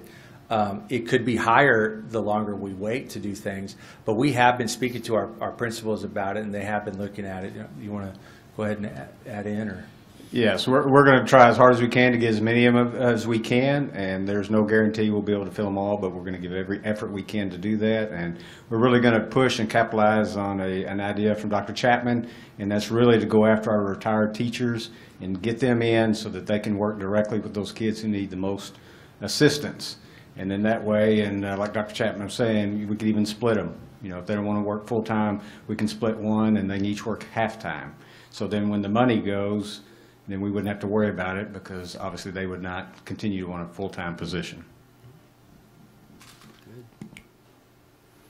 Ms. Darren. Do we have the money? Like, or is this like we can go ahead and start calling and offering positions now, or are we still waiting? Well, I don't know if yeah, is the check in the mail? Yeah. No, it's not, and it's, you know, we're still waiting on a little more data from the feds, and so our first meeting is next Tuesday, the 11th. We'll have some more detail, but the first thing we're going to do is we're going to hire those positions that are currently open. So just a normal open position. By the time we fill those, then we can move into these bonus ESSER positions at that time. At the same time that we're learning more from the state, but also even the federal. These are federal dollars governed by the state. The commissioner last week, as well as the governor, is asking for further clarification, because the state of Texas, only state, has a piece in there that they're a little unconcerned. They're concerned about. That's why they're only giving 2/3 of the funds too. They're needing further clarification before they just say, "Here you go." But the flexibility for these funds is exceptional. Nothing like I've ever seen before. But to answer your question, we're not going to run out there and just hire these 155 positions, 92 for elementary right this second. We got to fill what we have open first. So it gives us that time to learn, to fine-tune those rules that are coming. Any further questions? Okay. Mr. Bassett, you want to continue on? Yes, sir. Thank you. All right. So continuing on, our compensation plan. Of course, we know that district top priority is compensation. A 1% increase. If we gave a 1% increase, that the cost is approximately $2 million. At this time, our preliminary recommendation is 2% compensation adjustment for all staff. We don't know as much about what the other districts are doing yet at this time as we may have last year. And what's different about this year versus last year is that there's a lot more uncertainty amongst the other school districts when it comes to enrollment. Okay, and so a lot of superintendents are hesitant on, they're wondering about how much enrollment they're gonna have, and so there's just hesitancy on making commitments on the salary side. We're starting to learn more, but it's not as, we're not learning as much. Preliminary, it's a good idea for us to, we feel good about at least, coming up with the 2% now, and you'll see how that fits into our long-term financial plan. We are better off financially than most of the districts around that. We know that, and that is something that gives us comfort to be able to step out a little bit more on the ESSER side, so that we can really do what we need to do to close the learning gaps. But at the same time, we have to be somewhat cautious, from a salary perspective, because that's the gift that keeps on giving. We have a lot of uncertainty about enrollment this coming year. Now, we're being as aggressive as we ever have been, more aggressive than we have been when it comes to marketing and trying to bring back charter students or whatever else, and we're hoping that pays off. But we just don't know for sure. And so, so we think if we are at the 2%, we don't see many districts going above that. We do see several coming in, below that because of the budget constraints that they have. Okay, so, but we'll talk more about that when we're bringing the recommendation next time. There aren't any significant changes to the stipends or pay schedules. There was a significant amount of changes to the stipends last year, if you remember. Okay, and so, but each year we want you to approve the schedules that are in place. Whenever you get the schedules next time, you'll see on the supplemental side, where the changes are. but they're not as nearly significant as the prior year. We want to continue the one-time years of service supplemental payment. That's very well received. It's something that that's already built in the budget, and the numbers you'll see here in a little while. But it's based on years of employment, paid at 5-year increments. It's a very popular thing that our tenure employees look forward to, as you may expect. We have also the bus drivers and monitors, the attendance incentive, and so we have that in place, and we want to continue that. So overall, you can see what we would be looking at here with the things I've mentioned.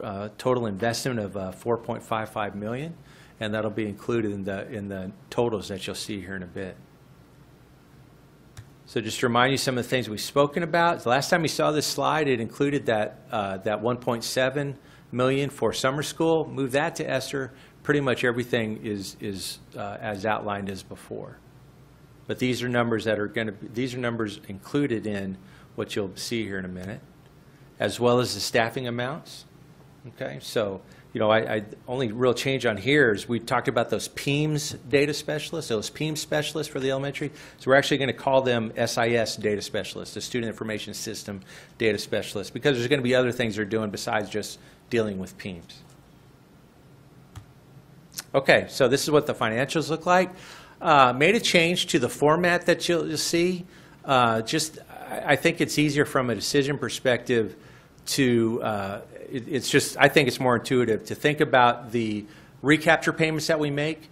I've moved them up as a negative number on the revenue side, okay, because it's revenue that we collect on the local funds, but it just goes straight out the door. So our net revenue, we're expecting to be, close to $283 million. All right, so that's the preliminary budget, and so all of the expenses then. So we took that noise out of the expenses, but we still have payroll. Obviously, we still have other expenses. The TIF payments, I'm still showing that because we're showing 1920. We did spend that $1.2 million on the Irving TIF, but now that's gone. And so when this is updated next year, we'll be able to eliminate that line. I showed you a lot of detail on transfers out last time, but the way transfers out, the way we're working it, is that I'm trying to keep our fund balance. We're not just dropping a lot of money and adding to fund balance. We're going to be putting money into the transfers out and building up the balance that's in the technology fund. And I'm going to show you here how I expect that to change over the next 5 years. Okay? So speaking of the 5 years, so we have a 5-year projection for you to see. And we're expecting 3% property growth this year, but we're expecting more property growth in the out years. We have our numbers from Templeton. Whenever we have the enrollment projections, we don't know what happens for sure with our subpopulations in terms of special ed or bilingual. We're just increasing those at the same proportion that we increase the rest of our enrollment, as you might expect.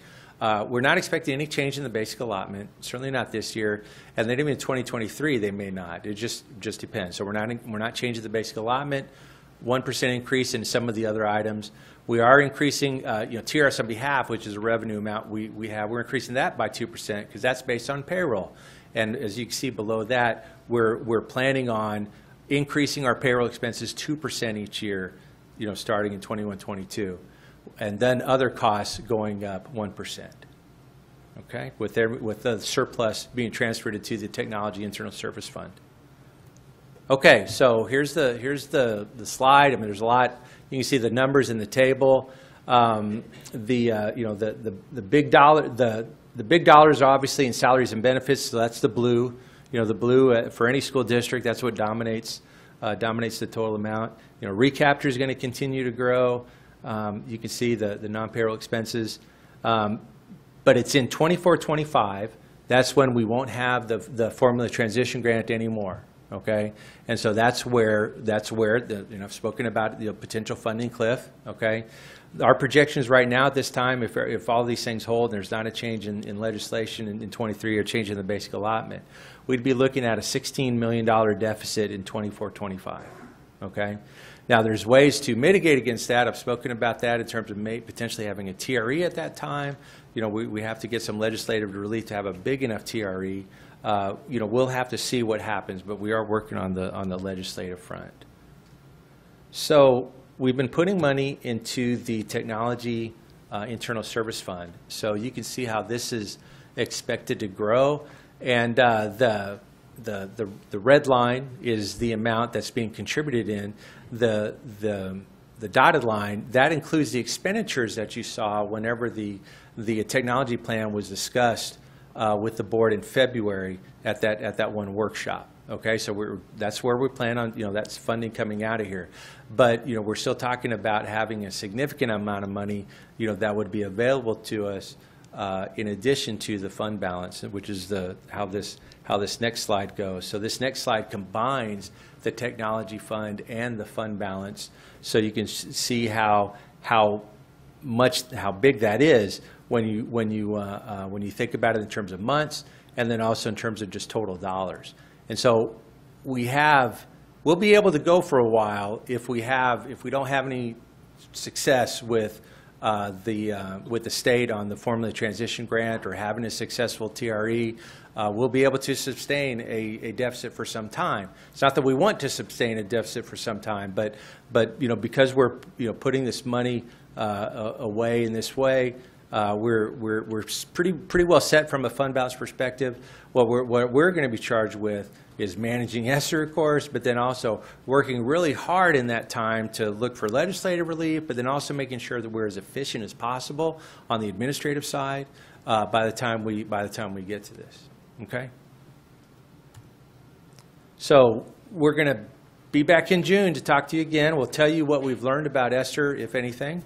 We'll update the forecast and the 21-22 budget. Whenever we update the forecast, it does update the budget. Then we'll actually bring the agenda items to you for the compensation plan, and then we'll also have agenda items to set the date, time, and place for the public hearing in August. And so that's it. Be happy to take any questions. Questions from the board?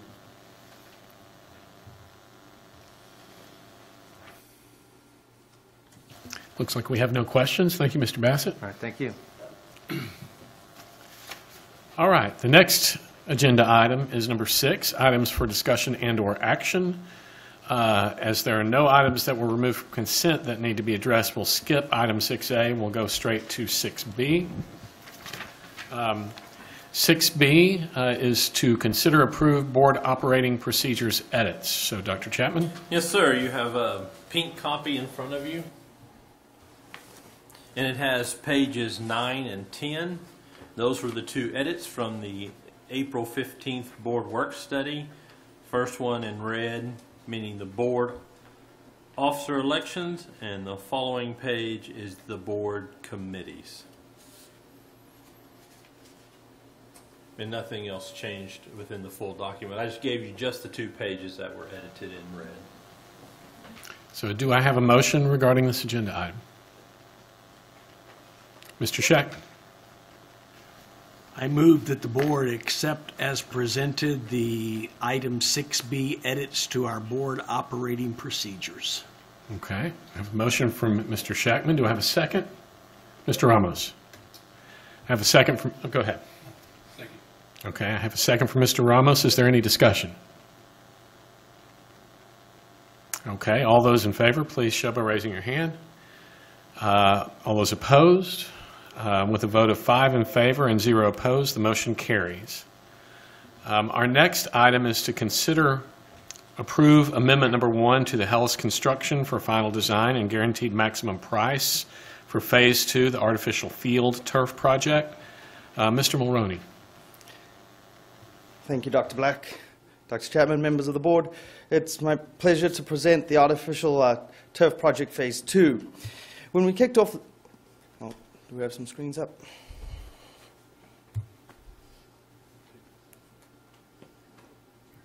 There we go. Get moving too fast there. When we kicked off this project, we set out 3 primary goals, and the first one is to focus on our students and maximize that playtime. Students don't only lose weather days on the day that it rains, but of course those times either side of that leading into it. As well as being comparable so that when we play those home games and away games, our students are familiar with those facilities and proud to have teams, host teams here in our local facilities. And then build that school pride through the feeder pattern, so having those facilities at our high schools for our students to play there. We got to work. We have 12, we originally posed 12 fields. 8 were fairly easy and in good locations. And of course, that's our creek view. So you can see where we were and where we completed, as well as ranch view. So those 3 fields, as well as the Turner and Smith football, were pretty easy to lay out and get going on. We had the 4 remaining, which was the Turner and Smith baseball and softball. And we've been working diligently on a plethora of different designs to find that optimal value for the district, because as you see through all the bond projects, we don't let a dollar go out the door until we know where it fits in, how it fits into our capital plan, and how it brings good value to the district.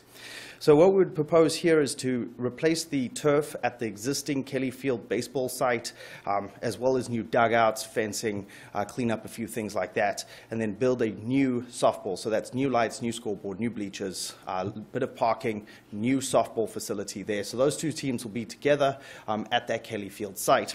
Over on the Turner site, we replace the turf on the existing condition at the existing site, as well as add a softball where over there the soccer field is. It does reduce the tennis court count by 2, we hope. When we get into the final construction phase, obviously we've got to work through some of the soil conditions, things like that, but right now we intend to remove 2, as well as build that facility, new lights, new scoreboard, new bleachers, the whole works there.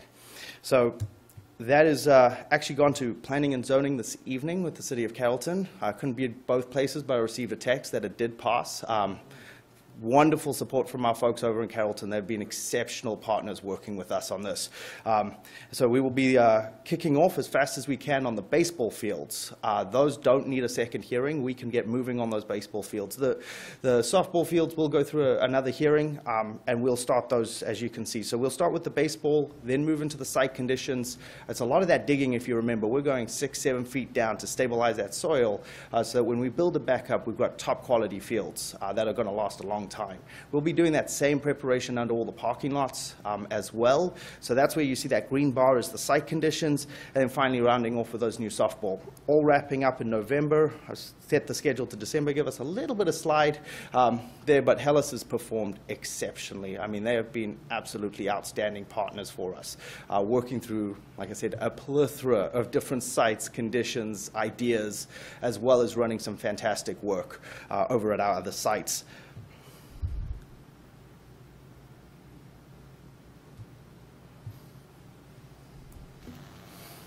Questions from the board? I will comment, you presented to this at our work study meeting, at a previous work study meeting. I think Ms. Derrick raised the question about the logos on the Smith Field. In case any Newman Smith parents are watching, there will be logos on the Smith Field as well, right? We just want to state that publicly. Absolutely, sir. Okay. Thank you very much.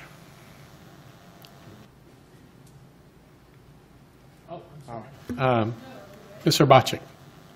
Oh, we have to, I'm sorry. Do I have a motion regarding this item? Mr. Bacik. I move that we approve amendment number 1 to the existing contract between the district and Hellas Construction, identified as AIA document A133-2009, Exhibit A, guaranteed maximum price amendment. We need to make one correction real quick. And Dr. Black, you're absolutely right, and I thank you for pointing this out. There is an updated slide deck that is titled a very similar name, and unfortunately that I have a revised Smith's design with the correct logos in it. The other thing that we had is an updated budget. From where we were, we've got a repricing on all the steel and work, and you'll see that our budget, our backup documents actually support a GMP of just over 11.1 million. The 10.5 was before, at the 15th date. We re-met with Hellas, we resurveyed some conditions, we added some of the steel pricing and cost adjustments that we've seen. The backup documents and the amendments that you have in your packet are correct. It is my slide deck. I grabbed the April 15th slide deck instead of this evening's slide deck, which is... Yes, so your agenda is correct, the slide deck's not, so we want to be very clear that the actual dollar amount is correct in the agenda, not there. Okay. So. But it's the correct in the AIA document Exhibit A that Yes, I referenced. yes, So, ma'am. okay, Yes. I think we're good then. And my slide here would be the grand total for 11.1 amended up, corrected from that. So I'm so sorry about that mistake.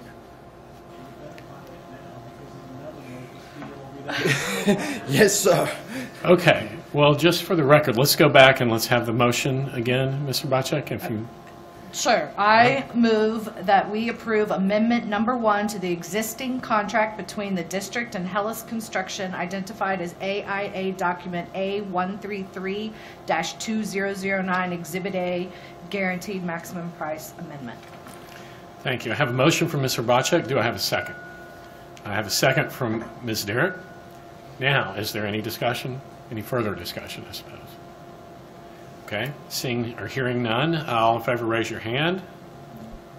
All opposed? With a vote of 5 in favor and 0 opposed, the motion carries. Thank you. All right.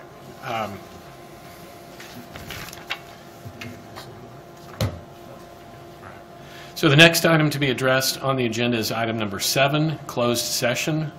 Item number 7A, pursuant to section 551.071 Texas Government Code, consultation with district's legal counsel regarding legal and procedural matters related to the Level 3 grievance appeal under Board Policy DGBA. At this time, we will move into executive session pursuant to the Texas Government Code, section 551.071, to consult with district legal counsel on legal and procedural issues related to an employee grievance appeals. We will then return to open session after we confer with legal counsel. The time is now 10:16 p.m. Back on the record in open session, having returned from closed session. The time is now 11:48 p.m.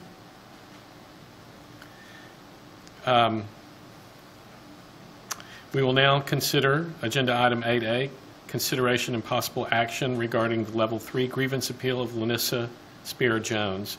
Does any board member have a motion? Ms. Derrick. I move to deny the Level 3 grievance appeal of Lanissa Spear-Jones and affirm the Level 2 decision of administration. We have a motion from Ms. Derrick. Do we have a second? Okay. Mr. Ramos has seconded the motion. So all in favor, raise their hand. By a vote of 4, all against? None. A vote of 4 to 0, the motion carries. And 1 recusal, I'm sorry. 4 and 0 against and 1 recusal, the motion carries. Let's see. Thank you for all your cooperation. The grievance matter is concluded. The next item to be addressed on the agenda is item 9, closed session. Item 9A, pursuant to section 551.074 Texas Government Code, deliberations concerning recommendation for termination of probationary contract teacher. At this time, we will move into executive session pursuant to Texas Government Code 551.074 for deliberations concerning recommendation for termination of probationary contract teacher, as well as under section 551.071 for consultation with legal counsel regarding legal issues related to recommendation for termination of probationary contract teacher at the end of the contract year. We will then return back to open session. Before we move to closed session, is there any board member that needs to speak? Ms.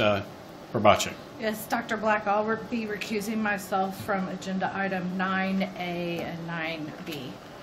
Okay, so let the record reflect that Ms. Probacek is recusing from both 9A and 9B on the agenda. So we'll now move back to closed session. The time is 11:50 p.m.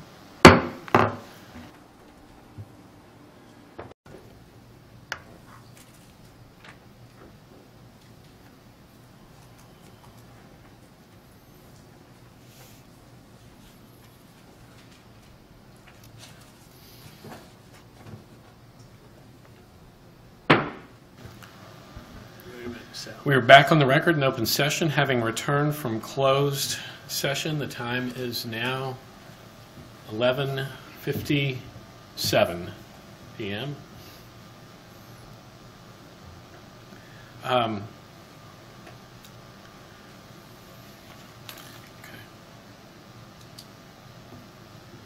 Okay, so item 10A, excuse me, is this 10A or 9A?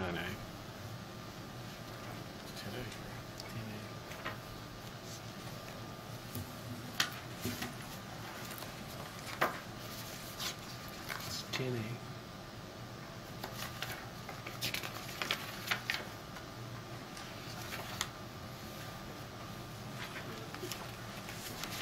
Okay. This is item 10A, right? Yes, okay. So we were back on the record in open session, having returned from closed session. Time is now 11:58. Item 10A, consideration and possible action on recommendation for termination of probationary contract teacher at the end of the current contract year. Does any board member have a motion? Mr. Shackman? It's with regret, but I move, and we believe it is in the best interest of the district to terminate the probationary contract employment of Lanissa Spear-Jones at the end of the current contract period, and I further move that the board authorize the superintendent to provide the employee with written notice of the board's action within the time frame specified by law. Okay, we have a motion from Mr. Shackman. Do I have a second? Ms. Derrick. We have a second from Ms. Derrick. So we have a motion and a second. All in favor, please show by raising your hand. The vote is four board members in favor of the motion. All those against, 0, and 1 recusal. So by a vote of 4-0 and 1 recusal, the motion passes. Thank you. So we'll move on now to agenda item 11, comments from board members regarding the posted agenda items. Board members, do any of you have comments you wish to make at this time related to the posted agenda? Seeing no hands go up, that brings us to agenda item number 12, which ironically we hit at 12 p.m. Or till a.m. now, I guess, yes. Ladies and gentlemen, we've reached the end of our agenda, and we are adjourned at 12 a.m., midnight.